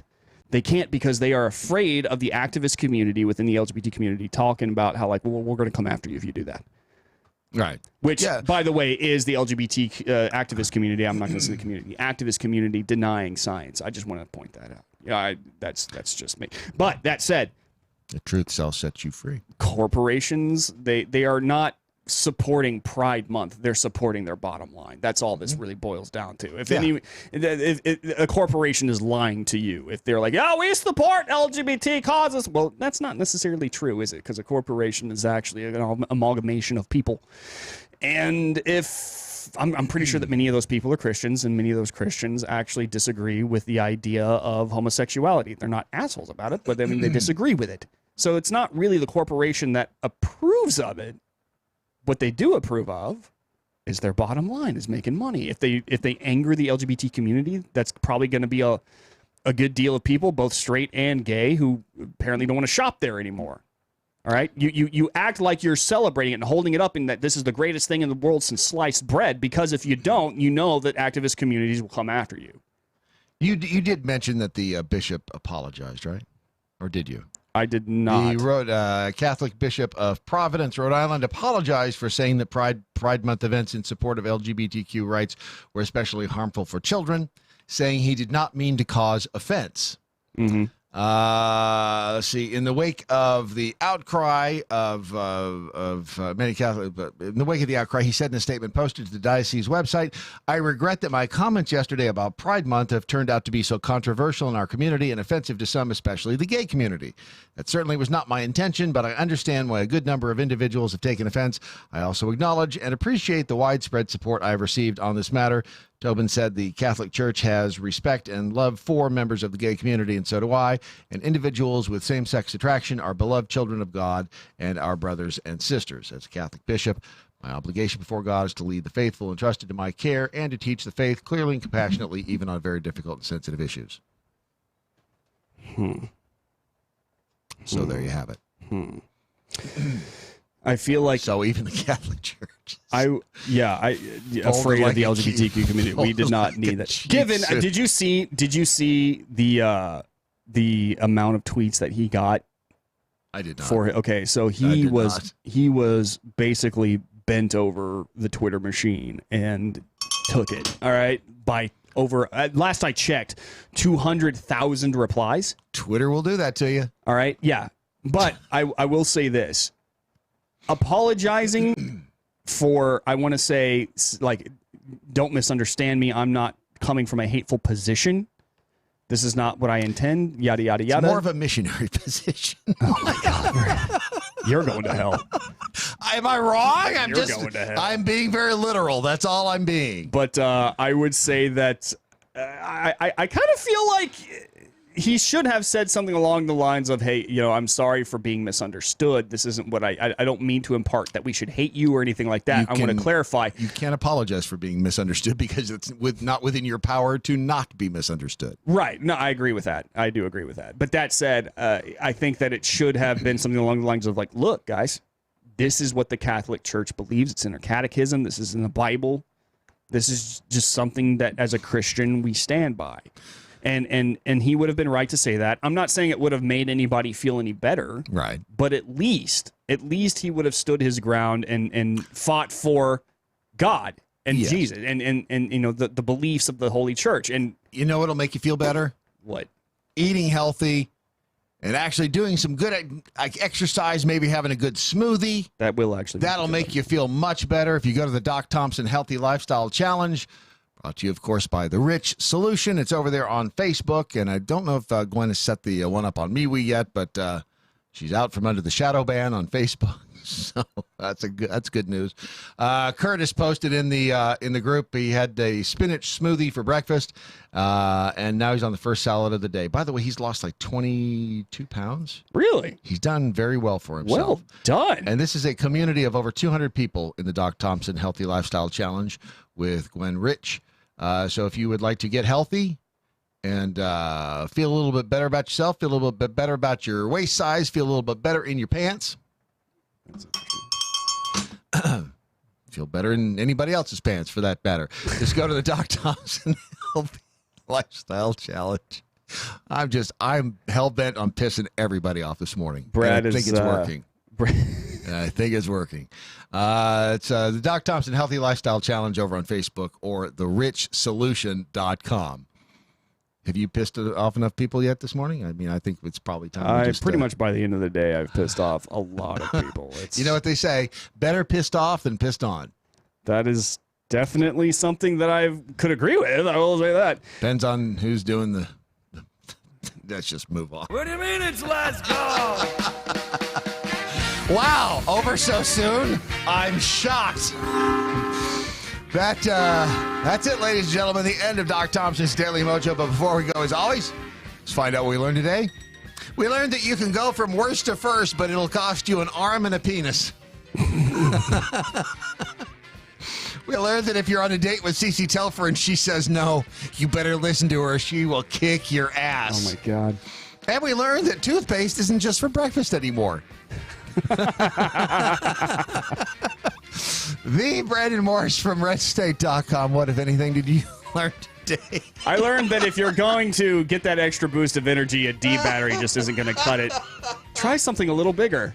You should try stacking them and putting them in like a plastic container. Oh, yeah, kind of like you do in the remote. Right. Yeah, maybe that's what he didn't do right. That's it. He didn't stack. He needed more of them. Right. In Not a bigger battery container. per se, just more of them. In an eggplant, let's say. Exactly. Yeah, that would actually work well. It's all about the packaging. I also learned that if you're going on a date and you strike out, right, cut your losses, buddy, or you might wind up on Fox News. That's a breaking story. Remember, yes means yes and no means try harder. That's right. Brad Staggs flannel jacket said, what I learned today, reminder that Matlock does charge $20, same as downtown for booty hole touches. Brad would know. He charges me $40, which I don't understand. Well, it's because he, I guess because he's more attentive toward you. It's kind of like, yeah, instead of just a haircut, you know, it's like the beard and cut. He tries a little tenderness. Yeah, there you go. Tenderness is always more expensive. Kirk Slightly Venomous Jackhole said, did Jeff think the show was so good he had a premature ending? Or is he having spaghetti and thinking of lasagna? He was just in the name of good taste trying to save everybody. He was like, this cannot continue. I have to try to do everybody a favor. Didn't He's work the hero. out. He's the hero we need, but not the one that we deserve. Right. Stick that in your didgeridoo and smoke it. Jaded Jackhole Poltitsky said, what I learned today, $2,000 in cash or $25,000 Rolex. I'm chasing the bitch down the street with a doodads akimbo and get my shiz back. Right. And if it was the Poltitsky twins pulling that scam on him, I can understand. I can't condone it, but I can certainly understand how it happened. Leprechaun 420 apparently blew his load a little early. What's because he posted the counts 25 minutes ago. What the? Okay, that's cheating. Well, he did hear the wrap it up music. He's like, oh, I gotta get it out. Oh. But here it is. I can't plug it in. The bell count for today's show is 4 missed innuendo bells, 23 actual bells, 4 rim shots, and 1 horn. Peace out, everybody. Didn't get any guitar strums in there? We did not get any guitar strums. Holy crap. Did we do a whole entire 3-hour program without Alexandria Ocasio-Cortez one time? There it is. 1. Wow. Yeah. I don't even think we mentioned Trump today. I don't think we did either. Can I just say Melania real fast? Just real fast. And holy crap, she looks stunning in England. Yes, she does. Wow. Yes, she does. She beats Jackie Kennedy. She's no Queen Elizabeth, but nobody's no Queen Elizabeth. Who is? I mean, you see that little number that the Queen was wearing on her head? Woo! We'll get to those new numbers of procrastination as soon as Doc returns to his fuller vacation. In the meantime, your Daily Mojo is today. Handy J Production, wherever you go, whatever you do, about 5 roads, you got to shop, eat right, meeting happy. Good night, Doc. Wherever you are. Bye-bye.